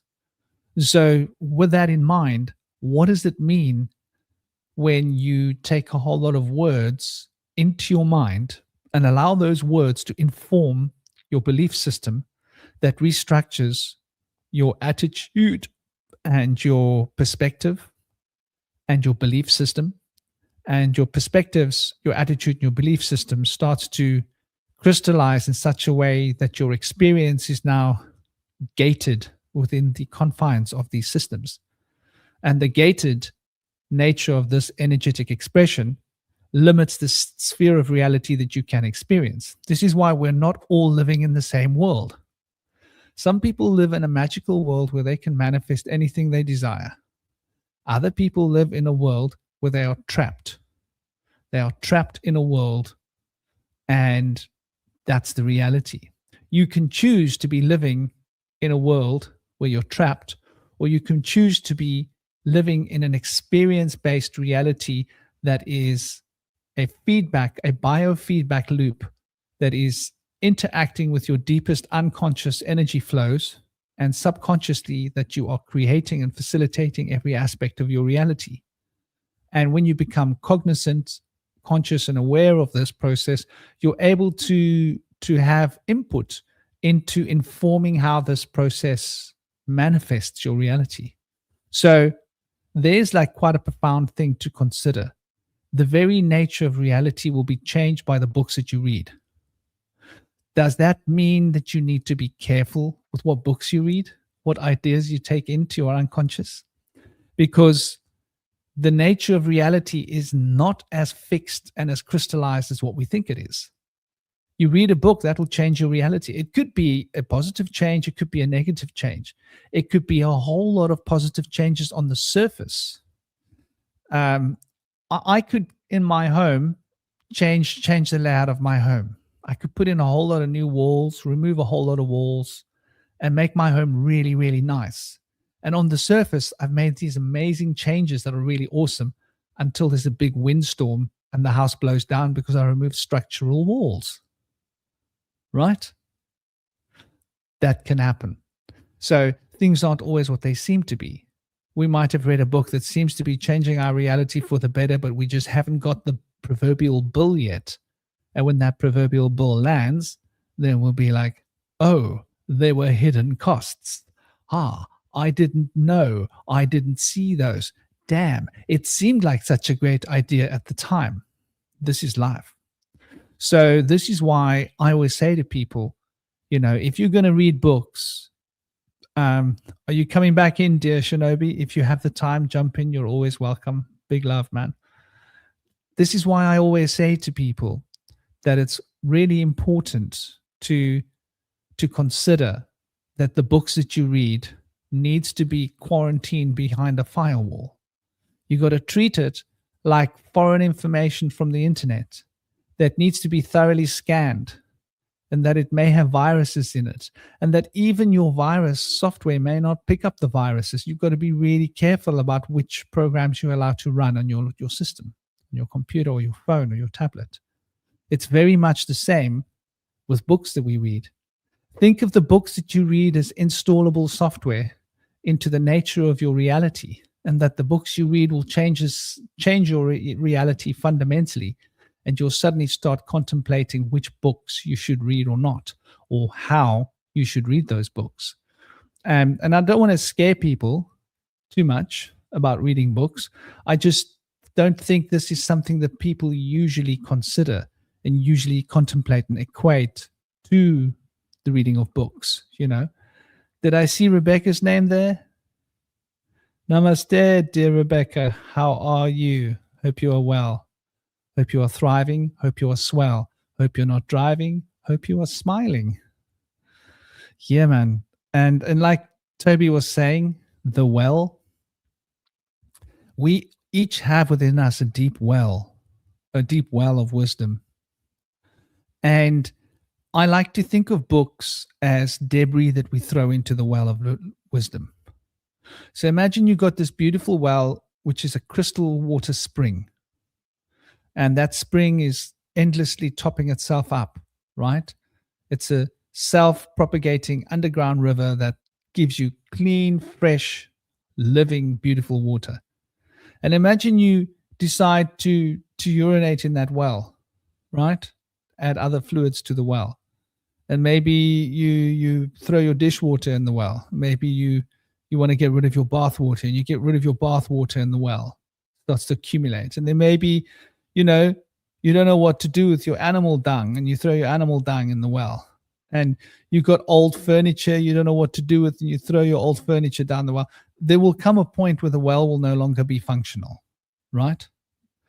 And so I think of like books as being like debris that we can throw into the proverbial well of human consciousness, and that these ideas and these words can become a limitation to extracting the true living waters of knowledge from within our hearts.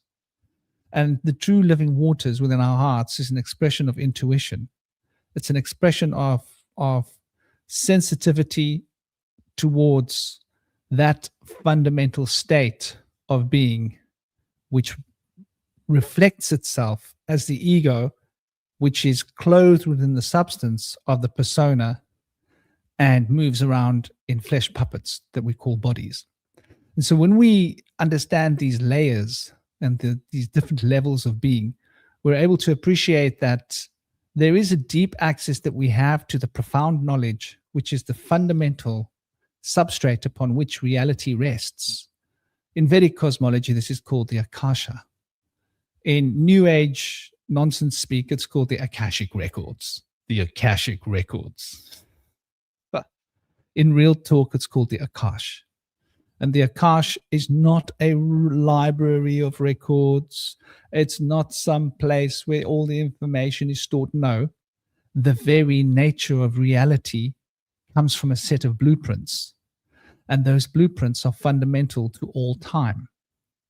And those blueprints that maintain the structure of time are expressing itself here now.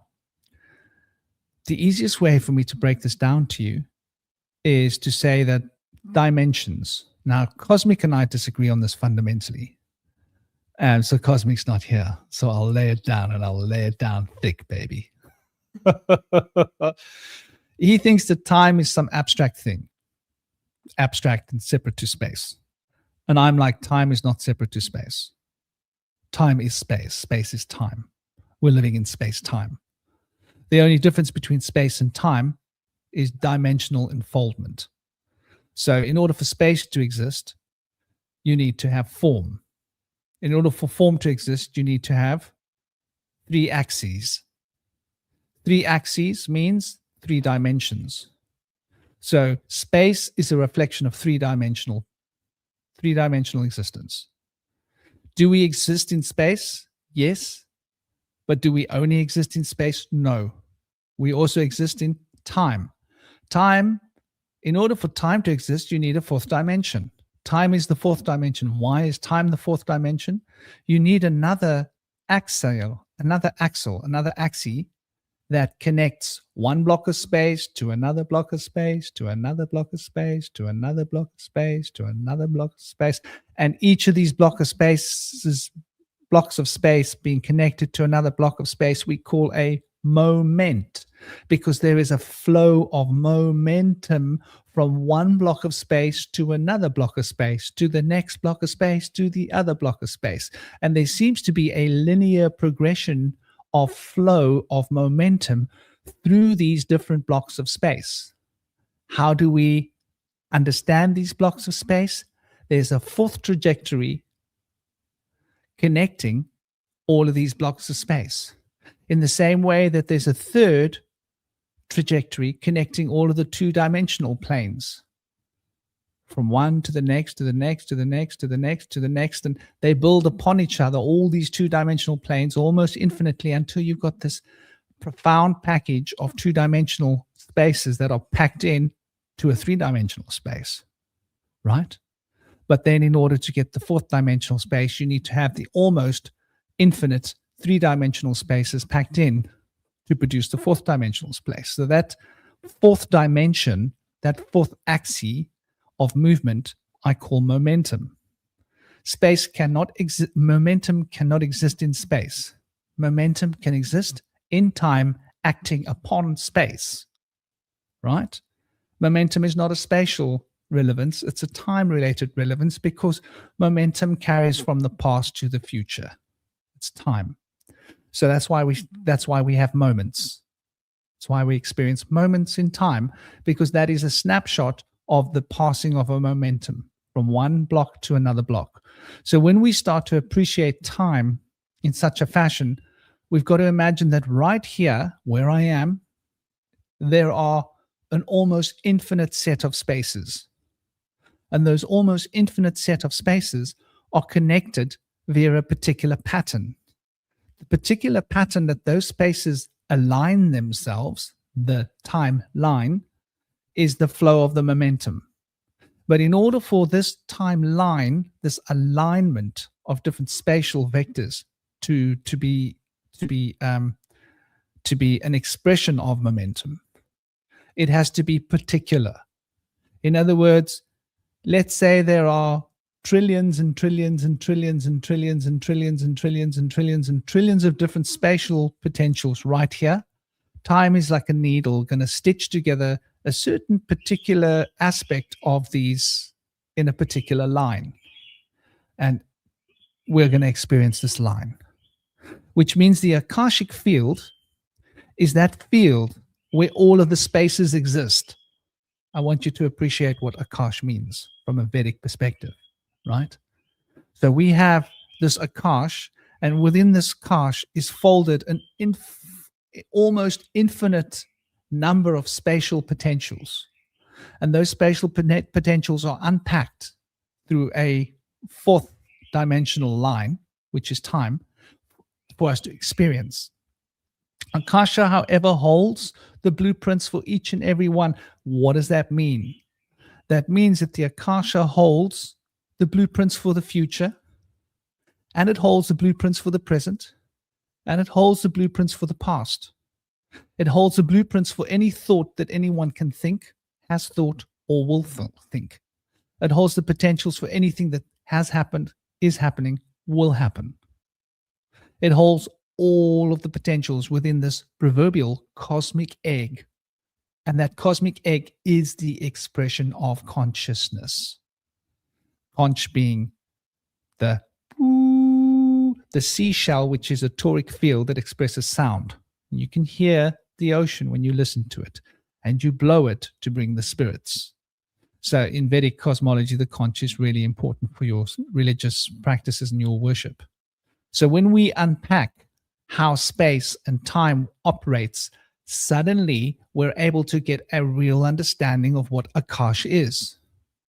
But if you have a misunderstanding of what time is, you will never fully understand what Akash is. And the Akasha will be a mystery that will need to be put into a context of mere word understandings. You may notice that what I've expressed here is not really a verbal understanding. I may have used words to express it, but it's a pictorial form. You got to experience a cube of space. A space is a cube, right? And that cube moves to another cube, moves to another cube, moves to another cube. So the cube of that space is why time, Saturn, is referenced as being the cube, because it's pulling together all the other faces of all the other cubes in order to manifest this flow of momentum of time. Why is Saturn contraction? The cube's contracting.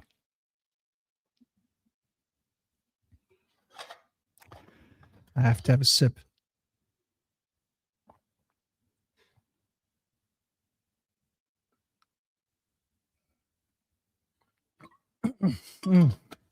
Ah, that's so much better. I was talking my voice dry.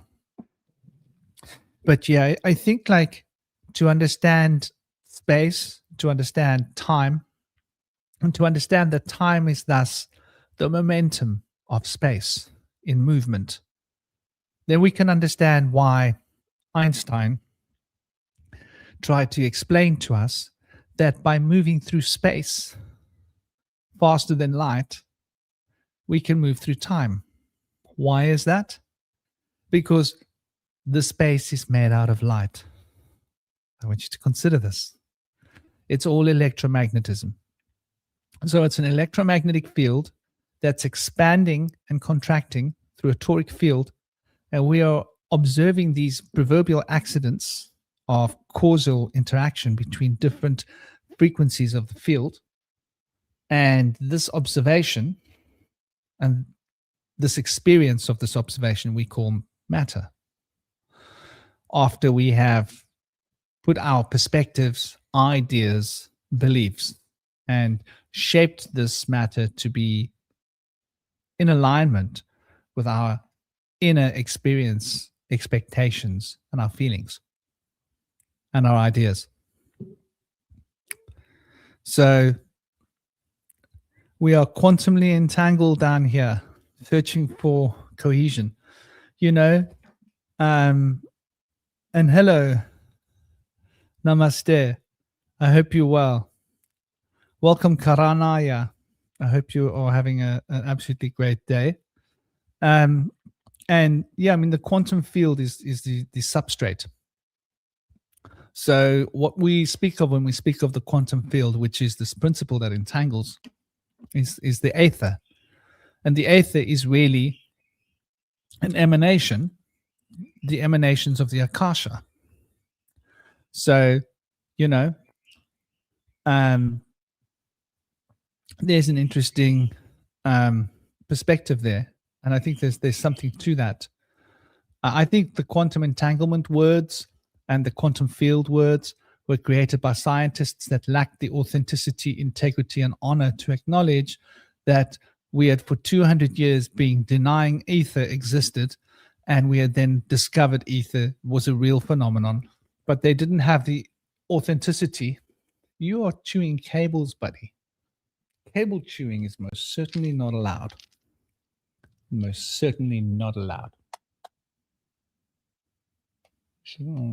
Oh, that's a mint. Oh, Chris, daddy's little boy. Yes. Yes. So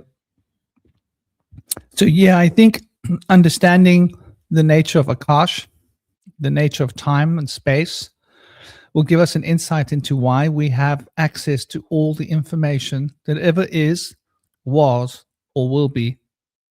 And we have access to it right now because the very consciousness field that manifests matter holds that information in it. And we are emanations of that consciousness field. And we carry and are informed by the essence of that consciousness field. And so we have the ability to shine our light inwards and rediscover the hidden knowledge and the hidden wisdom and the understanding of this consciousness field. And this is the true esoteric path. This is the true occult path. This is the true path of the mystic. This is the true path of the shaman. But now what we've got is we've got books, right? Got books. Yeah. Now we've got books. The more we allow ourselves to rely upon books, the less we tune into this consciousness field. It's like this. If you start walking with crutches, imagine this. Let's say you start walking with crutches. Let's say you decide that you're going to use a wheelchair from now on to get around. How long will it be until you get entropy in your legs and you are no longer able to walk properly? What do you think? I'd love to get your ideas in the chat. Tell me what you think, people. How long? And if you really want to like go into it after the video, I'd love to hear in the actual comments of the video after the chat, like a long breakdown. If you want to like really go into this, I'd love to hear your ideas and opinions. So why should the body and the consciousness not work in the same way, right? If you don't use your legs, you will lose them, right? So if you don't use your ability to draw information from the Akashic field, will you lose it? Will that go into entropy? Well, why wouldn't it? What reason is there? What do you guys think? Yeah, I believe it would. I believe not only would it, I believe it has, and I believe it is. And it is doing it because of books. The moment we stop relying upon books to inform us, and we start looking inward, and we start tuning into this natural Akashic field, and allowing ourselves to draw information from the living well of knowledge, which is the nature of ourselves, the basis of this field of consciousness within which we exist, it is only then that we will fully be able to appreciate true knowledge. And so we speak of knowledge as being these crystallized ideas that we've believed, formulated as belief structures within our minds.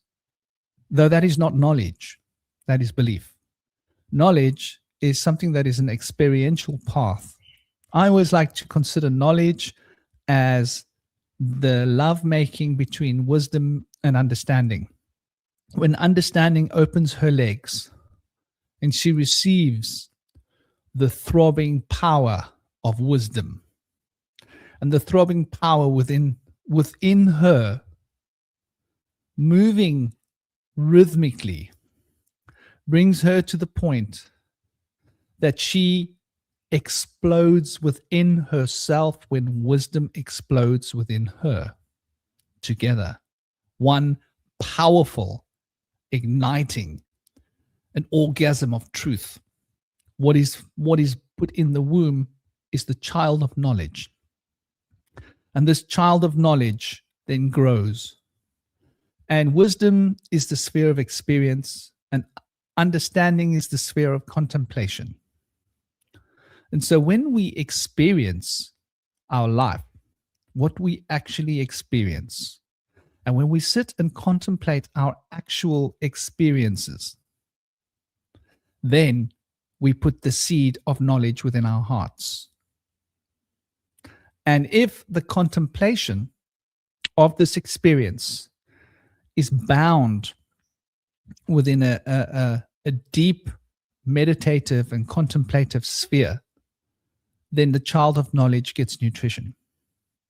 And this child of knowledge is then born. And when this child of knowledge is born within us, we are then in a state of knowing. And this is the knowledge that is power, true knowledge. And so gnosis is supposed to be this Christos, the divine child of knowledge that is born by the contemplation, the divine feminine, the mother of the wisdom experience. So the wisdom, the experience of the Father is action related. And our actions produce experience. And the internalization of these actions is the contemplation, conscience. And from conscience and contemplation stems understanding. And understanding is the wife of wisdom. And wisdom and understanding are the parents of knowledge. When we can understand these concepts, to understand that what is above is truly as what is below, then we are ready to start to embrace the understanding of the dimensional spheres within which we exist. And that these dimensional spheres are carrying the expressions of truth within their very structure, within the nature of time and space, is this fundamental truth. The truth is the law, and the law defines everything. Aleister Crowley was completely wrong. He was delusional and he was insane to have ever said, "Do as thou will" is the whole of the law. That's like saying you can go to the toilet and you don't have to wipe. It doesn't matter. Of course it matters. Of course you have to wipe. Don't come and talk nonsense to me. So, the law is much more than just do as thou will. The law is understanding that the wisdom and the actions of what one does needs to be contemplated in order to formulate knowledge. That is the way of magic. The Trinity, the triple goddess, the three fundamental states of alchemy, right? I did this really wonderful little image, and I gotta break it out, ladies and gentlemen. I am so proud of my image. I love this picture. If I cry, please don't hold it against me. This picture is so beautiful. It makes me want to cry. It could bring tears to my eyes. Well, there we go, ladies and gentlemen. There is my picture par excellence, I think. At least it's my attempt. So I have broken down the top. The truth sayer covers the chakra, Sahasra, Ashna. That's what we call the third eye. A very bad name, third eye. But anyway, we'll allow the new ages to leave their poisonous, toxic words. Visuddhi, that's the glands of the thyroid and the parathyroid. Anahata, the thymus. The Manipura, the pancreas, the stomach.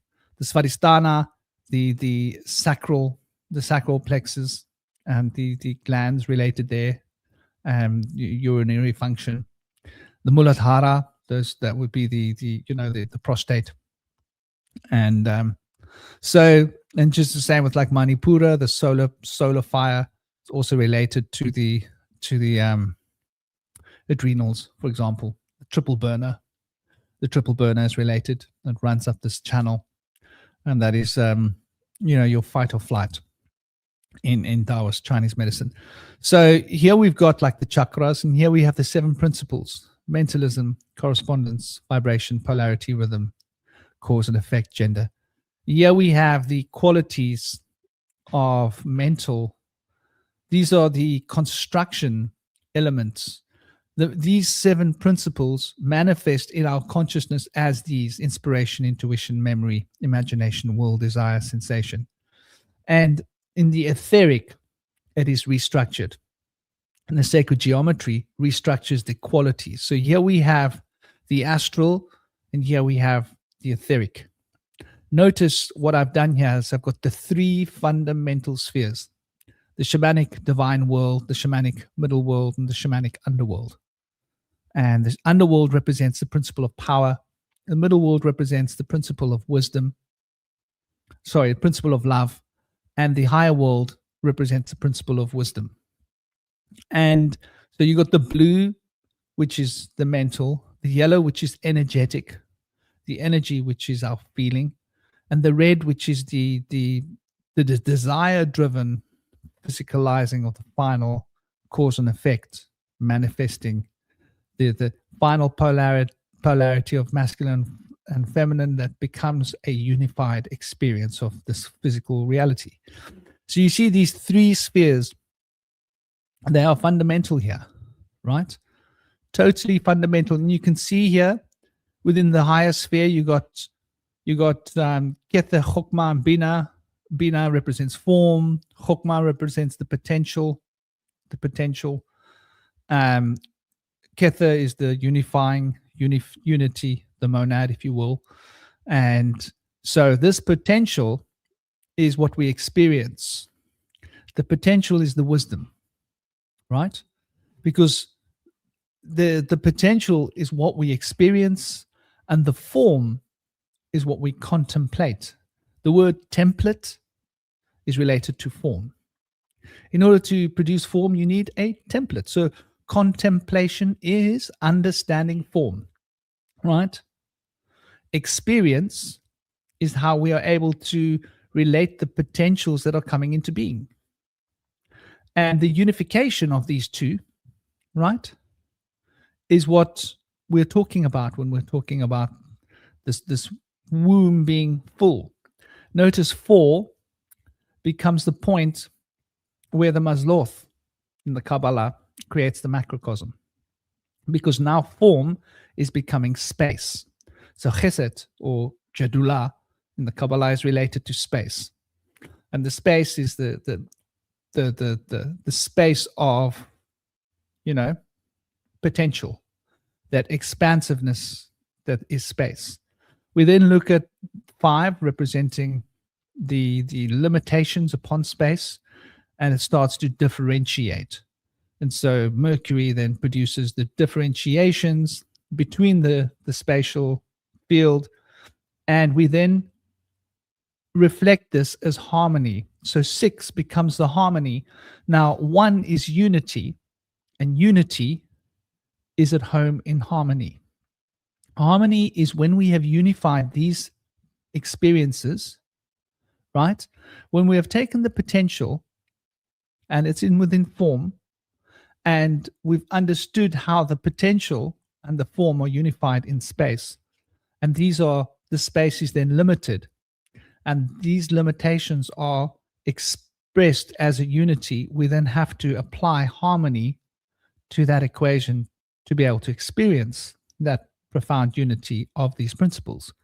So harmony then becomes an important element, which is the divine child that we were talking about. Knowledge lives within the heart of 6, right? And 6 then also is an important junction between the second sphere, which is the sphere of energy, and the third sphere, which is the sphere of materializing reality, or the principles that are producing the materializing in concrete reality. The concrete reality is when all 3 of these spheres are bound together. But the principles of coming into being is what we speak of as Yetzirah in the Kabbalah. And the Yetzirah represents this. What are you chewing? Just chewing with the desk. Okay. It represents this most fundamental process. And so we speak of the world of formation as being Yetzirah, where the Bria is the world of creation. The energetic world is the world of creation. The words that they give you in the Kabbalah are wrong. I want you to appreciate that for a moment. You will not understand what these principles are if you follow the books on Kabbalah, because you will not get it. You can only discover this by contemplating it for yourself. Understanding how these 3 elements fit together is the key to all mystic paths. If you've understood how the Sushumna is an expression of this yellow sphere, right? And it's an expression of this red sphere. And that this Sushumna, which is the blue, is expressing poles of itself. in order for these two spheres to come into being.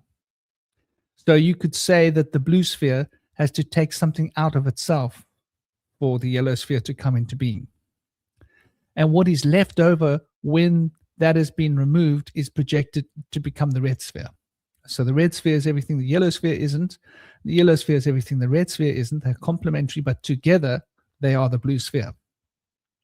And when these two spheres are harmonized and unified, like we were talking about 6 and 1, you get the formation of the guf. And this is then the sphere of physical reality below, as the blue, the fundamental causal field of reality above. And now, where is Akasha? Akasha, look on the right. You see Visuddhi chakra, vibration? That vibrational field is the Akash that we were talking about.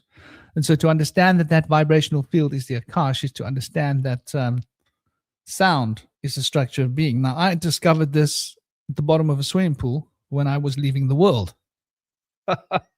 You don't worry, there are easier ways. You don't have to go underwater and lungs explode and go through all of that and like hold thumbs and hope you manage to come back to the world. You don't have to do that to experience this, to understand it. You can contemplate it. What am I going to do with you? Huh? You should tell these little tweety bums being a naughty. I want to chew the cables. He wants to chew the cables. He's a little naughty little goth and he wants attention. Kiss it. You should kiss it. No, I'm not kissing you. You won't let me choose cables. Okay, I'll tell you what. Daddy's going to let you go on the floor for a little while. Go play with the dogs, okay? I want you to go and be the dog's problem. There they are. They're both there. Come play with them. Yeah, so understanding these three fundamental principles will give you an insight to understand how the 7 principles are drawn from these 3 and how the 9 principles are an expression of the 7 principles and how the 7 principles become the mazloth or the field of 12 principles. And so this is like rather sort of fundamental to understanding the mysteries. If you've got an understanding of the Kabbalah, it will make sense in terms of shamanism. If you have an understanding of the Vedic knowledge, it will make sense in terms of Kabbalism. If you have an understanding of the Taoist knowledge, it will make sense out of both of these. But you need to have a working system of understanding that is able to comprehend. Most people think that all of these different systems are living in vacuums and bubbles and that they're all separate. No, they are all part of a single system. But only one with experience can actually perceive and go. So you will not get this from books. Books will tell you all sorts of nonsense. Books would years in, the birds. Oh my God. Birds. Wow. Birds. Birds are incredible. Little Agarthan is continually inspiring me. He's cheeky. They're very intelligent, hey? We don't realize how intelligent birds are until we spend like a lot of time with them. And rabbits. And, I think like we're sort of trapped within this paradigm of our minds. And if we want to become free of the cube of this box that represents our minds, there's only one way to become truly free, and that is to embrace a deeper state of experience. And that deeper state of experience has got to be opening ourselves to nature, opening ourselves to the animal kingdom. Do you want to learn about the etheric plane? Do you know where I've learned a lot about the etheric plane? Sitting watching the sea on a rock by the water, and the water's right just below me, and watching the patterns on the water move, and watching the light of the sunrise coming over the water, and watching it every day so that I see how the nuances of wind and the wind's talking to me, and the sun is changing its frequencies, and the color bouncing off the water is changing its rays, and these different rays are telling me different things. And then the geometry on the water and the sacred imagery that you see, it will blow your mind. And when you've been contemplating this geometry that you see, Yeah, Toby, completely. When you see that geometry, then when you go into the penguin sanctuary and you walk through and there's plants, you see it in the flowers, you see it in the plants, you see it in the trees, you see the way the trees grow. Oh, you're reflecting the geometry I saw in the water. Uh-huh. Then you look at the clouds and you see the clouds reflecting the geometry. Then you look within your own unconscious when you're in a state of deep silent reverie and you see the patterns in your own consciousness. You go, wow. So the same things I'm seeing in the flowers, in the trees, in the wind, in the clouds, in the sea, in the water, I'm seeing the same thing inside myself. And you start to notice, wow, that is a revelation of correspondence. You go like, wow. So where's correspondence? Correspondence right up here, Ajna chakra. That is the opening of your Ajna chakra. That's another name for the Ajna chakra is the Guru chakra, the chakra of inner learning. And when you reach into that profound level of consciousness, you're starting to draw knowledge directly from the Akashic field and bring it in through the Akashic field. In other words, the field of consciousness that is matter, because we like to think of consciousness as being something separate out there, abstract. No. Consciousness exists, and within consciousness, consciousness is molded in certain ways, and within the heart of that consciousness field, the mold is what we call matter. But it's still just consciousness, right? I want you to imagine a pool of water, and at the bottom of that pool of water, all the sediment is collapsed, has collected. But if you go to the bottom of that pool and you're looking at the sediment, you are still in the water. That sediment is not separate outside of the water. That sediment is the particles in the water that are separating from the water to collect within the water at the bottom of the water, inside the pool, part of the pool, not separate to the pool. That's matter. And in the same way, consciousness, you have matter collecting within the heart of consciousness. And we experience this matter as physical reality. So, when we start to recognize all of this, we can really quite clearly put into perspective that these ideas that we've got in our minds are completely delusional and distract us from absolute truth and reality. Hey, Brother Shinobi, it's lovely to have you back, brother. Always lovely to have you back. Hey, man.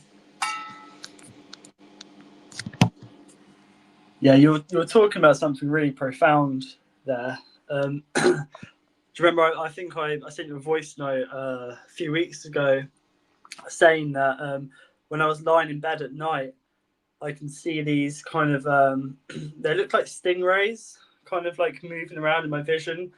So I do that quite often.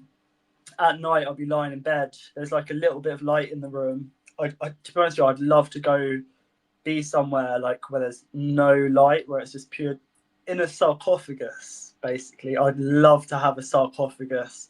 I love it because I imagine that's what they were used for, to kind of tap into the world spirit, the all mind, and you can probably hear the blood flowing through your body, and you'd be able to tune into where needs healing as well.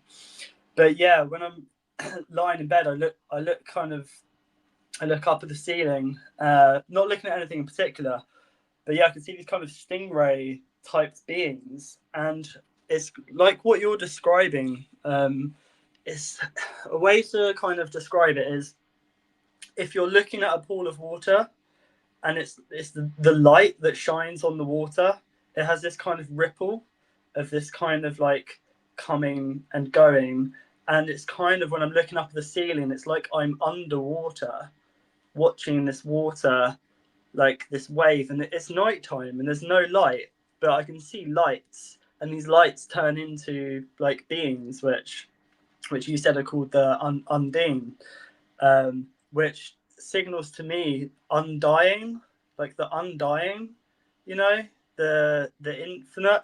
And then it's kind of described a bit like a disco ball as well. If you look at in between, I see it in between leaves, this kind of like shimmering, and I've noticed that actually a lot. Actually, just random places, I'll see this kind of. It's kind of like a. I've always felt it's the etheric wind, if that's the correct term. Like it's kind of this like a mirage. Like, you know, you have like heat in the distance. It creates this kind of like, I guess it's a smokeless fire, like plasma. This kind of etheric wind, which is everywhere, and like, that's potentially the all mind, the all spirit. It's this kind of wave. It's both like, it's kind of air and fire, but water as well, and it has it's the what's called dark matter, probably, like it's darkness, but light comes from the dark. When you look into, for example, I'm using at nighttime when there's barely any light. In the dark, I see lights, and these lights are these waves. But also in the daytime, you can see this kind of ripple of reality, these waves. And yeah, it's awesome. I think it's something that we don't really perceive too often. We're too focused on other things, you know, like technology or this or that, or moving from one place to the other. But it's the in-between. I think the in-between things, the dreaming in which we're in. The dream is the in-between, and that's something that I've been really drawn to recently, because like Hecate, for example, is the keeper of keys. What do keys do? Keys unlock doorways. There's doorways in our psyche, which is dormant energy, which is ways how we can kind of tap in and tune in and be a channel for the world's soul. And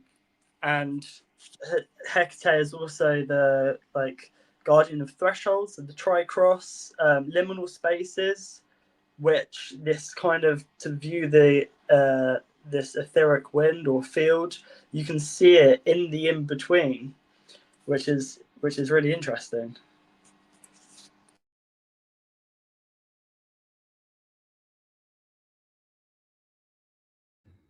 Yeah, brother.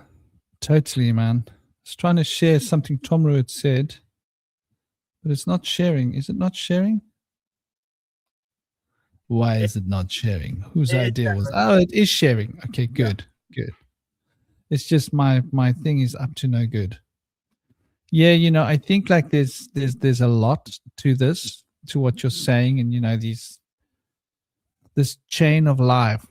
Like, we think of matter as being inanimate, and we've really got to snap out of this nonsense. This is because of reading books. If we hadn't been reading books, we would never have come up with this nonsense about matter being inanimate. This is book nonsense, you see? Take the books. You know, if there was one good thing the Catholics ever did, don't any of you ever bloody quote me on this. There was one good thing the Catholics did, was to burn the books, but they did it for the wrong reason, okay? And they were doing it in a devious, and they were burning the wrong books. I think you need books. You need books for like how to build a toilet, right? That's what books are good for. Books teach, like, you want to remember practical earthbound things? Books, great. How to build a house? A book with pictures, with graphs, with mass, with the specifics of the materials. Excellent. You want a book for how to for what food to eat? Brilliant. So that you know what foods have got what nutrients. Excellent. Just as a table. You want a book for medicine, like these herbs are useful for this? That's great. But when the books are teaching you subjective information, and this is really what I'm talking about when I'm talking about books, you know, spirituality, philosophy, religion, you know, the nature of gnosis, all this nonsense that we see now, this misunderstanding of Gnostic knowledge, which is obviously Gnosticism they're trying to demonize Gnosticism. Oh, Gnosticism is about hating the world and just escapism. That's not really the message of Gnosticism exactly. They're actually trying to explain to you what is the nature of this physical reality that we are co-creating and how we have demented it, but that we can change the nature of reality with our thoughts. This is a different story. And that's the true spirit of Gnosticism, but you won't find that in books, because the people that edit and want the books written have their agenda. So they're using the books to school us like fish. And this chain of life that connects everything to everything else, right? And a lot of people have an issue with this, understanding this unity, because once again, there were books written, and in the books, oneness was mentioned. And the oneness that was mentioned in the books was turned into a circus performance. And the circus performance of so-called oneness, as it's understood in books, New Age books, has caused people to reach for buckets. They need vomit buckets when they read this nonsense. And so now they were like, let's quickly get that baby out there with the bathwater. Let's just throw it all out there. But there is a unity. There is a unity. It's not oneness. That word is being corrupted. There is no such word as oneness. It's ridiculous. It's bad grammar. It's bad English. Well, yeah. Could the oneness be described as the first Hermetic principle of the all is mind, which means that all is spirit, which means that everything is a spirit, the world soul, but we're individual souls in this spirit, and that spirit is the etheric wind, or that you can see it. We were talking about that a minute ago. Could that be the oneness that people mean? I mean, things have been flipped and inverted. I see that people could say, oh yeah, we're all just part of one thing. It's like a yes and no answer. It's there is one mind. Like, our mind's not here. Our mind's out there. Our body's in our mind. Our body, we are in the mind. Is that what people mean when they say oneness? But it's important to remember that we have our own unique frequencies, our own unique souls. Could that be what people mean? Or is that should what do you think about that? Yeah, I mean, I think there's a lot of different books that have different versions of this meaning, but what you're saying makes sense. I think of it as unity, that everything is unified through a web of life, and the web of life connects everybody to everything, and everything to everybody, and everybody, every animal, every microbe, every atom, everything, is all part of a single field of consciousness. So yeah, Shinobi, the first Hermetic principle is just one big field of consciousness, and everything is an emanation of that field of consciousness. And the thing is that people then use the word oneness as a replacement for personal responsibility. And I think that's what makes people like Cosmic want to vomit, because he's right to say, pass me the nearest bucket. I'm ready. I cannot digest this nonsense. Give me a bucket. I agree with him. But I also see that there is a fundamental unity, and that fundamental unity is the substrate of creation. And creation is this field of consciousness that's defining and differentiating itself. And that this is an expression of the first principle of Hermes. And what you're seeing in the etheric is a reflection of the astral. And what we see in the astral is a reflection of the etheric, and bound through the astral and the etheric, this is a reflection of the causal, and the causal is a reflection of the greater reality. So absolutely, and that there is a chain of life that connects all of these things through a fractal expression of life, and that fractal expression of life is within every aspect of every aspect. And so yeah, totally. Yeah, I think what's happened is that rather than people being like, the word unity has been turned into uniformity. Like, rather than us like being like having unity, it's more of like this uniformity. So rather than us being united with a common goal, which is spiritual growth, instead what's happened is it's been inverted. And this goes quite deep into what we were talking about yesterday as well, with Rupus Negro and Black Rock and currency and energy siphoning and infiltration of, or extraction of, the human soul, and the realm of shells and Ahriman. Because it's like, rather than us having unity and all kind of growing together, it's more of like an inversion, that we all kind of have this uniformity, that we're all the same. It's like there's no colors, it's all gray. And you can see that in architecture.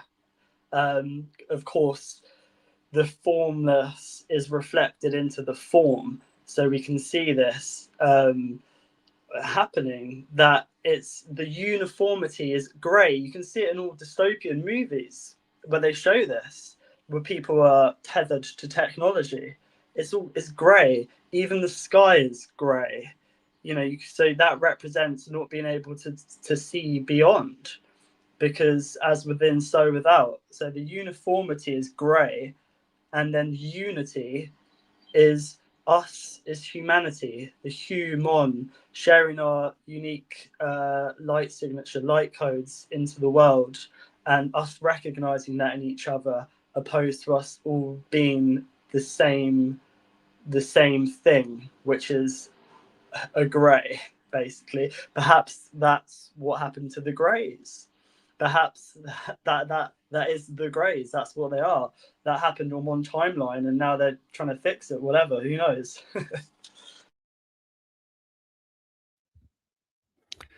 Yeah, that's totally interesting.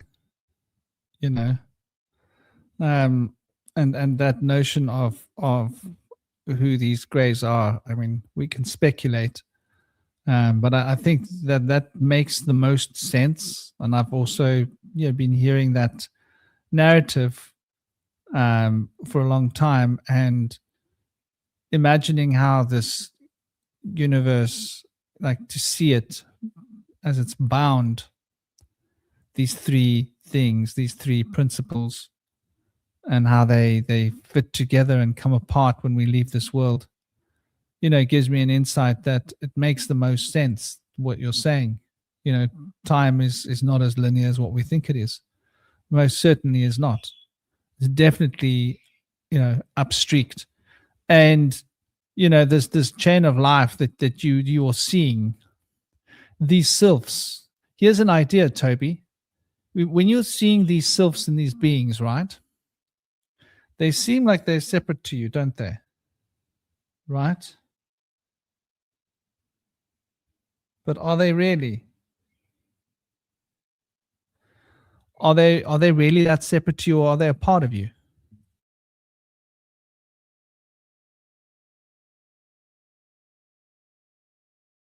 I see them as well, yes and no. So I just have to put my phone to charge, because it always runs out about this time, especially streaming. Is that charging?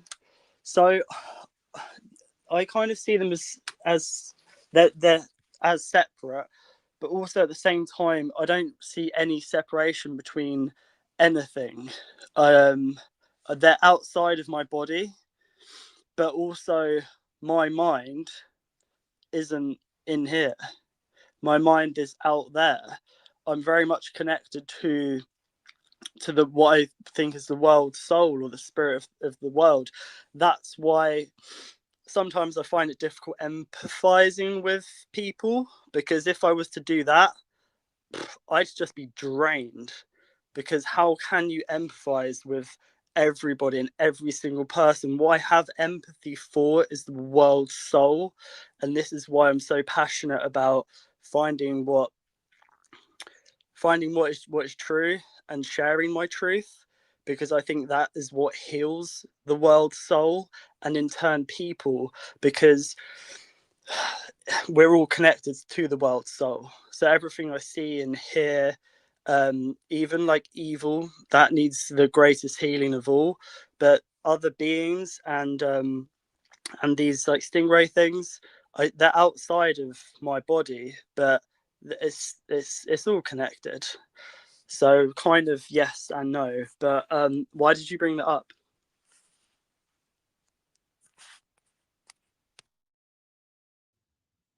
Just because, like, those beings are like a chain, and you mentioned the empathy, and that's very interesting. I think there is like personal empathy we're talking about, which is a very personal thing, isn't it, between one human being and one human being.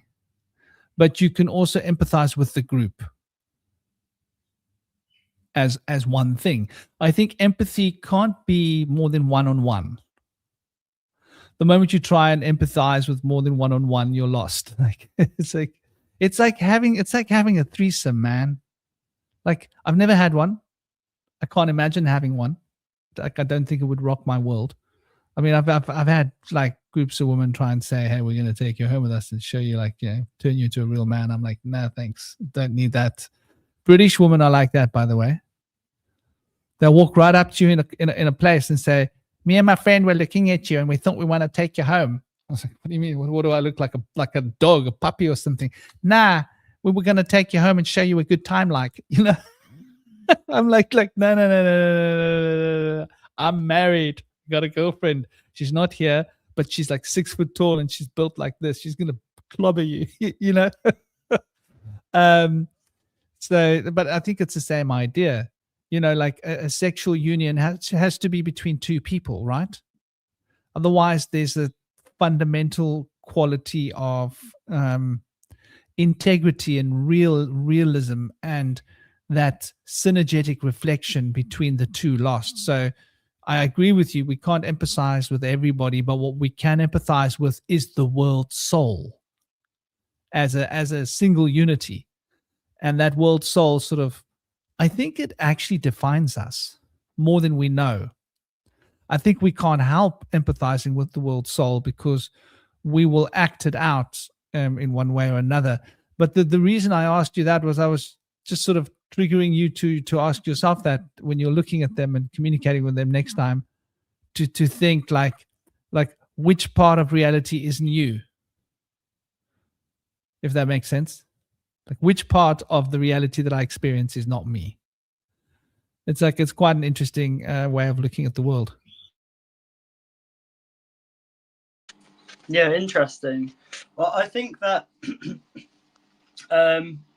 people have been disconnected from the world soul. I think this this kind of ties into I guess it ties into the eighth sphere and Araman as well. People not being connected to the earth, people being more connected to material stuff rather than the world soul, and people kind of being, what's the word, like sort of, I guess, like blocked in, like via trauma and stuff. We build up walls, and we can see that between other humans as well, more so now than ever, really, that we want to build up walls via our trauma, so we feel disconnected from other humans. And yeah, with empathy in the world soul, it's because I've always tried to find the essence of things, and with empathy and empathizing with people, like, it's not that I do, but I know that some people get really upset over like small stuff, which is, they have big hearts, but at the same time, you can kind of drown if you're like so empathetic with every single person. And what good does it do? Like, my point in saying this is that, because we had a conversation at the round table about this a while ago, and I didn't articulate it very well, is that with the world soul, if we all tuned into that's how we heal people, because this Wetiko mind virus, which leaks into people, stems from somewhere else, and it's the world soul that needs healing. And what's happened is that people have been disconnected from the earth and nature and their core. So we're just kind of a bit in limbo with no guidance of where to go and what to do. And it's about you have to be very open to connect to the world soul. And when you're closed, you're not, it's a false protection, because I think that when your mind's closed, that's how things enter. Like, I made a rap about it a while ago. Can't remember it, but it's something to do with like when your mind's closed, like it's from like the demon's perspective. It's like when your mind's closed, that's how we enter. Because if you have an open mind, things come in and things go out. You have a flow, you become a channel. But if you're closed, things will find their way into you. That's not you, because we remember our mind is outside of our brain. So if you have a closed circuit, that things will find their way into you and channel through you. If you're not a channel for your higher self, your potential, or the world soul, whatever, there'll be a vacancy which will be filled by, there's a sign saying self for hire. So you're actually putting a sign out that says, a sigil out that says, I'm not channeling my higher self. I'm here closed off. The shop's boarded up. Someone else can come and fill the place. And that's a higher self, a self that you've hired. And then that is in turn making way for the artificial, the AI. So people seek validation with this artificial rather than using their brain, the antenna that we have, to tether ourselves to the world soul. I hope that makes sense. Because I love playing with words, as everyone knows. So with the higher self, you flip it. It could be a self for hire. Like, you imagine the subconscious being the backstage, and then imagine a seat being in your brain. If you're this ties into self-driving cars as well. So we have self-driving cars emerging, and people need to remember that the car, KA, is the is related to the etheric body, the etheric double, I believe. It's the vital essence or life force. This is our life force, but it's also the life force of the world. And this ties into navigation as well, because these self-driving cars don't have steering wheels or pedals. So you can't stop, you can't go, you can't steer, you're just an autopilot. And what's happening is that people's energy, the chi, the vital essence, life force, the etheric body, the spirit, which guides us, the mind, the world soul. People are this is what the realm of shells is, I believe, and the eating of Sophia, the eighth sphere, the eating of our wisdom, the extraction of our wisdom, the gaslighting, the spiritual alchemy, gaslighting of our wisdom, so that we don't tune into the wisdom of our hearts, the wisdom of the earth, and that our vessel is being guided by another, like we become self-driving cars.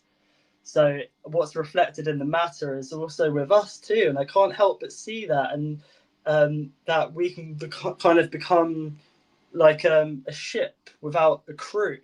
Like, all ships need a crew, And the thing is, with our ship, our vessel, our crew is other people, and more importantly, the world's soul. Like we can be guided when we have a.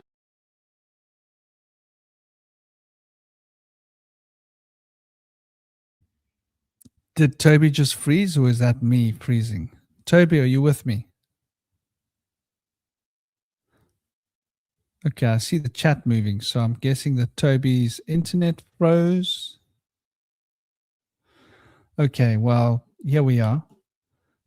Maybe his battery's gone low. But yeah, I was totally seeing what Toby was saying. It makes sense, dear brother, if you see this retrospectively or if you pop back in.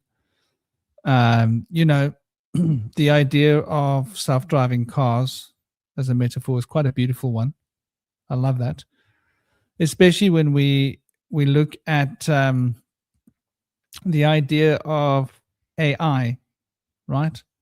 Artificial intelligence. I think artificial intelligence is this human equivalent to self-drive cars that Toby was talking about, and that books, when it comes to like real intel and knowledge and wisdom of sacred and spiritual and philosophical things, can become a pathway towards generating a personal artificial intelligence. Because like we were saying, true intelligence is tuning into the cosmic web of creation. Welcome back, dear Cosmic. I was just saying Cosmic Web. Welcome back, dear Shinobi. I was just saying, and I'll repeat it quickly, that AI intelligence, I think, is the equivalent to your self-driving cars, and that we create our web of belief based upon the education and the books we read and the ideas that we inform ourselves with. And that becomes an artificial knowledge, an artificial intelligence that will shape our reality, because it's not coming from within us. It's not originally deciphered. But yeah, continue, dear brother. You were busy saying when you dropped off. Yeah, my phone ran out of battery. I was having a bit of a ramble rant there. But yeah, I think I finished what I was trying to say. In essence, that the one of the most powerful tools we have is, in my understanding, is connecting these patterns or these words, like car, and then knowing that a car is something we drive, and also a car is something that we use to drive our vessels, like it's the life force or spirit. And so I think that when we can kind of understand these words and kind of see things happening in matter and how it also ties in with the psyche as well, we can kind of see beyond, like, what we can be a few steps ahead of what's going on. What I mean by that is, with self-driving cars, is what's going on our car, our vital essence, our life force, is that on the verge of being self-driven, and has it been happening already for a while? I would say so. But it's very interesting to kind of see those connections, and then how it ties into the Akashic field as well, and are false memories being put into people. Like we see like knowledge, so-called knowledge, like on Google and stuff, hiding things, AI lying to people, but like that's material, that's matter. That beyond that is the formless, is the thoughts, is the thoughts around us. Apple AirPods have a patent to map the human brain. There's been patents since the 70s about altering human consciousness via radio waves. Could false memories be put into people? And the reason I mention that is because it ties into the self-driving cars, the Akashic field, and people sort of tapping into things. Like, what are they tapping into? I think, the Akashic field or Akashic records or whatever it's called. I was having a conversation with someone earlier here at work, and it was about what were we talking about? Yeah, that the Library of Alexandria, no knowledge can be destroyed. Basically, is my point. That no, if books are burnt, if AI is lying to us, stuff like that, if things are covered up, what happens with knowledge is it's before it's written down, it starts off as the world soul, the all spirit, the all mind. That's where it comes from, the formless before its form. And if we understand how it morphs, how it changes, like the magic, the malleable, what we were talking about earlier with the past, present, and future, and the weird and the well, and finding the well inside ourselves.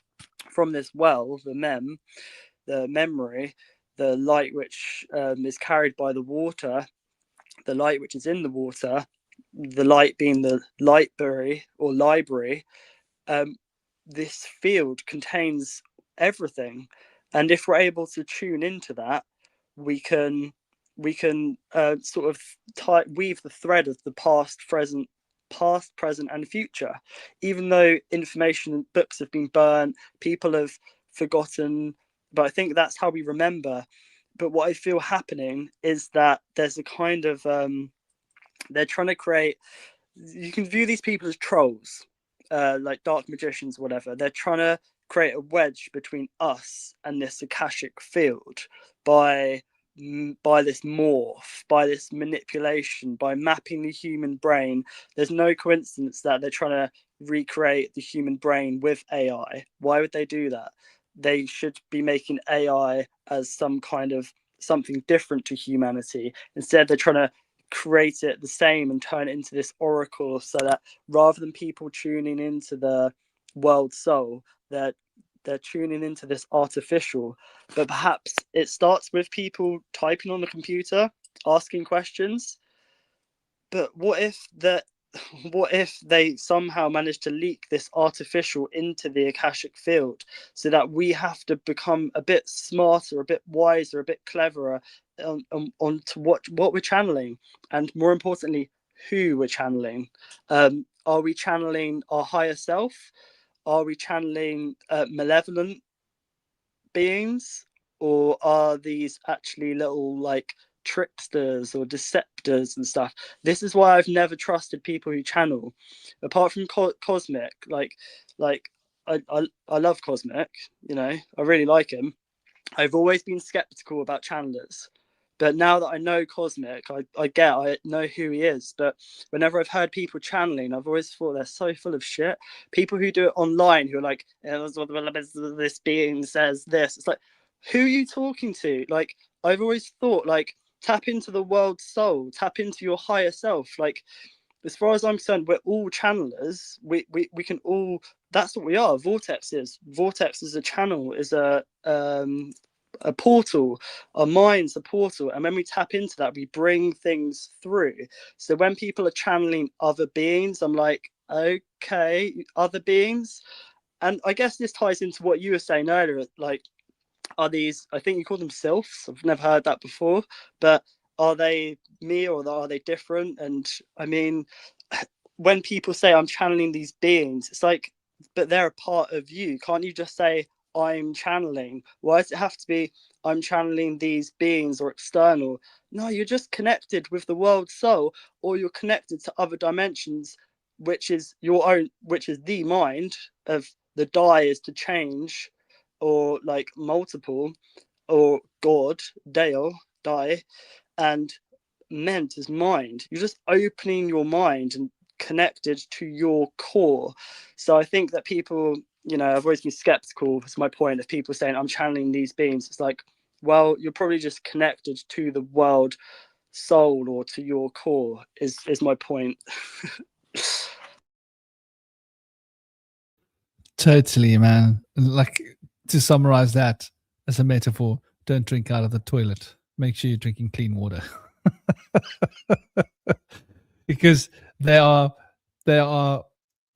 trying to connect our wastewater toilet systems with our drinking water. Basically, and they're actually literally trying to do that, aren't they? The Shinobi's battery crashed again. I see him sitting there frozen. Yep, I think Shinobi must have disconnected his plug from his charger. It happens. We'll see if he's back. But yeah, I think we're getting to 3-hour point. I think the last thing that Shinobi said is probably like a really good place to leave this, you know. The idea that these AI systems can be integrated to the world soul, I think this is a real thing to consider. Like we've looked at this from different perspectives before, but basically this idea is a theme that I think we need to be conscious of, and that these AIs can also be channeling particular beings from that realm of world soul, particular personas and personalities, particular beings from the 8th sphere that have particular agendas, and can be imprinting upon the world soul. Why not? It can imprint upon the physical. It should be able to imprint upon the other layers. So this is definitely something to consider, is the spiritual element of an AI system. It is, at the end of the day, an electromagnetic highway of information, which is what our energetic body is. It's how our brain ends up processing the information, not that differently to the AI systems, hardware at least, that is required for it to run. So there's definitely something in this. We should definitely consider this and keep this in perspective. I think it's probably a really great place to Shinobi's here. Maybe he was going to finish what he was saying. My phone ran out of battery again, so I'm not sure how long you're going to be around for, but I'm just going to let it charge. Carry on, brother. Well, no, I'm just going to let my phone charge for a little bit, and I'll jump back on in like 10 minutes or so. I was going to sort of call it, because we've been running for 3 hours, and I figured but like maybe we can do another live. Sounds good, man. Maybe. Yeah. But I love what you were saying about the imprinting, and I think there's definitely a psycho-spiritual relationship between AI and the other side of existence. I think that's definitely something to be aware of. Like, I think beings can use AI systems to interact with the world, and I think AI systems can load information into the spiritual and load information from the spiritual to the physical, from that conduit of intelligence, because it's not that different to the human consciousness, system. Dear Howard, thank you very much. And if you got a few last words to say, Toby, throw it on the table if you can. I know your system is you got to be careful because you can't unplug your phone. But if you got last words to say. No, this has been a great conversation today. It's just a shame my phone keeps turning off. But yeah, it's been a great show, and the chat's been really lively as well. It's good to see everyone like commenting stuff in the chat. And yeah, I think with this, I mean, I look forward to the next show we do about the Rupus Negro, Black Rock, the Axis Mundi and stuff, because I think that's a topic which ties in everything.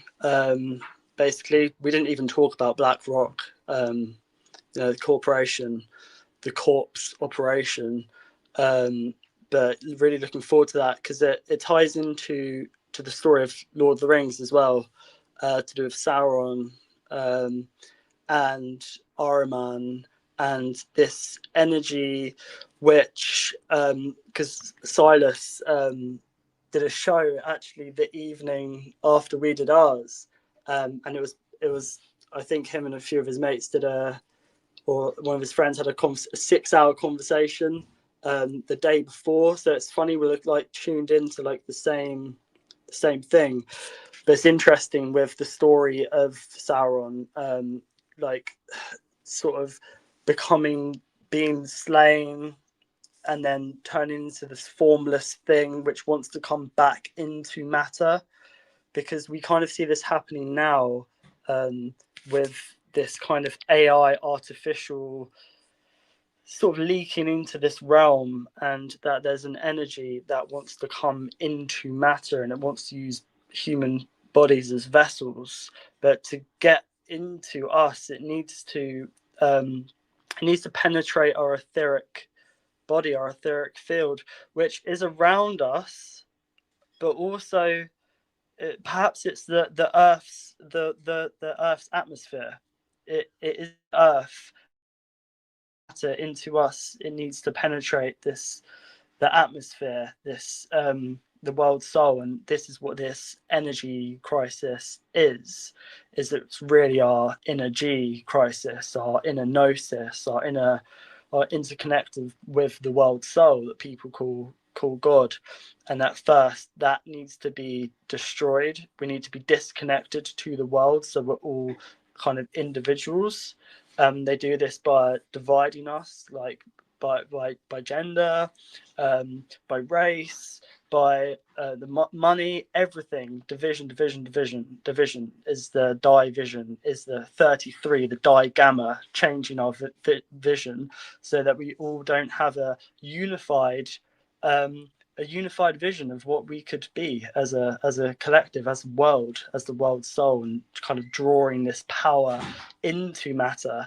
So I'm looking forward to going deeper into that with you, into like black rock, currency, and DNA, spark, all of that, because I've got a lot of stuff I wrote down that from Silas's conversation about Sauron and Lord of the Rings, and I was like, this is what we were talking about, and how it ties into like Draco and how that links to the dragons as well. So yeah, man, perhaps next Tuesday or Wednesday we could do that, but I'll be on the round table tomorrow for sure.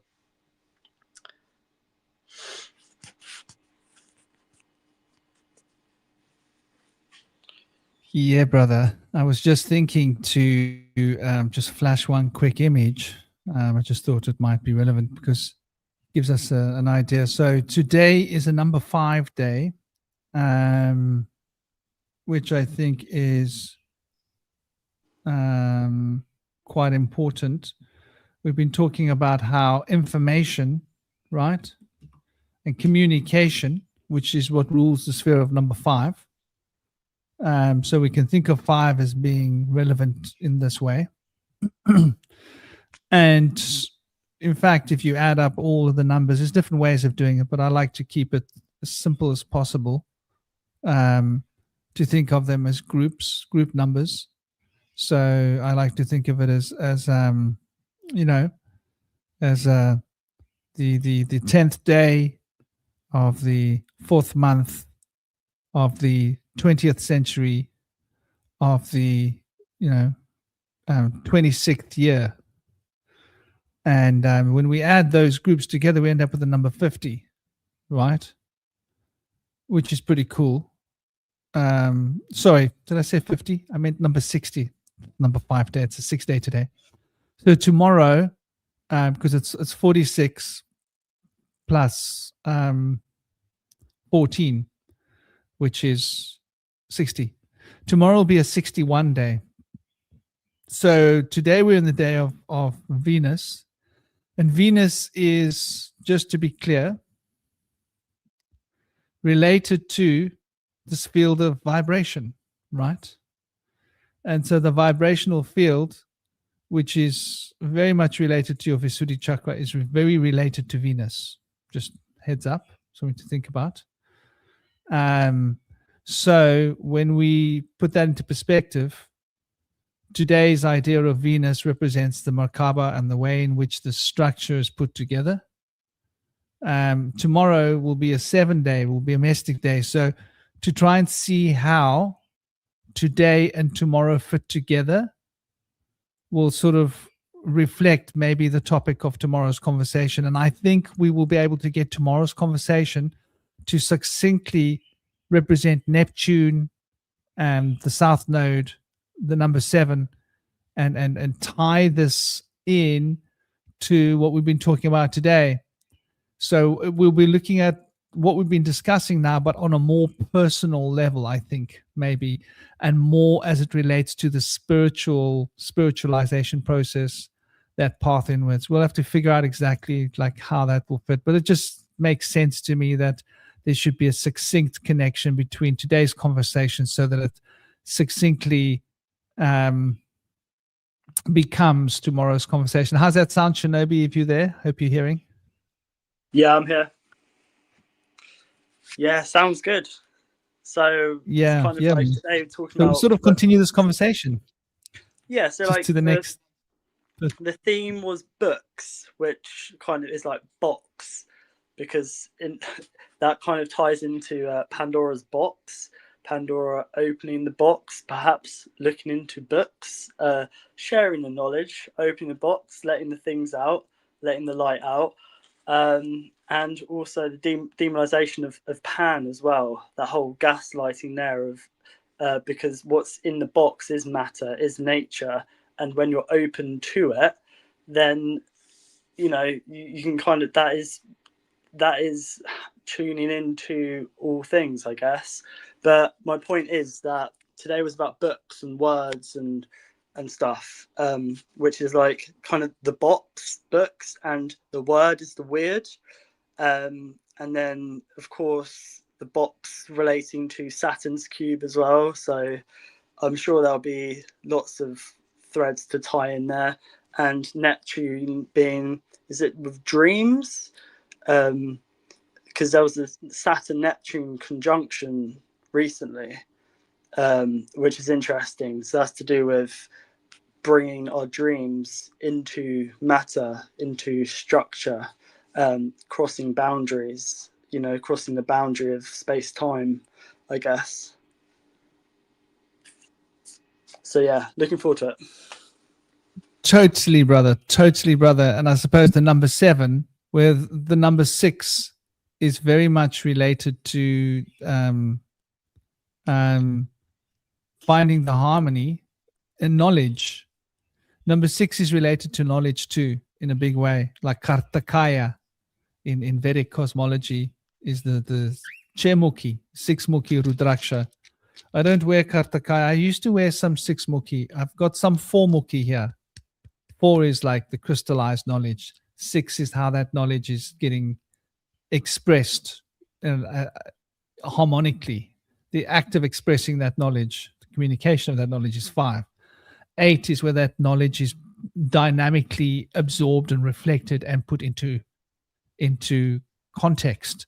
9 is where it is like a movement and an action that becomes the beginning of a new cycle as 9 becomes 1. So yeah, I think like the 7 is like the symbolic. So we'll be looking at like maybe more like the way art affects us. You see, there's other forms of information being stored, isn't there? Words is one form. Now, what's the form that goes deeper into the heart? It's pictures, symbols, feeling related emotion. So yeah, something along those lines, I think. But the same idea, just changing context. Like how pictures inform us. There's gonna be a lot to talk about there because the media is full of pictures. Memes is a big part of that, how memes shape the cultural narrative, and so yeah, man. Otherwise, to the rest of you, I hope you guys enjoyed the conversation. I certainly did. It was a lot of fun. Blessings to dear Shinobi, and blessings to dear TallTree. I hope you guys are both going to have an absolutely fabulous, fantasticular day. Blessings to all of you in the chat. Take it easy. Keep smiling. Just keep fighting the good fight. Push that ball up the hill until you're on top of the hill. And then roll it down the hill. Do it all over again. Meaning of life and all of that. Big love, dear brother. Big love to all of you. Om Shanti. Big love to everyone in the chat as well. See you soon, man. Bye. Om Shanti. Only a pleasure. Only a pleasure. See you guys tomorrow. 12 p.m. EST time and 5 p.m. UK London time. Big love. So New York time 12 p.m. London time 5 p.m. Om Shanti.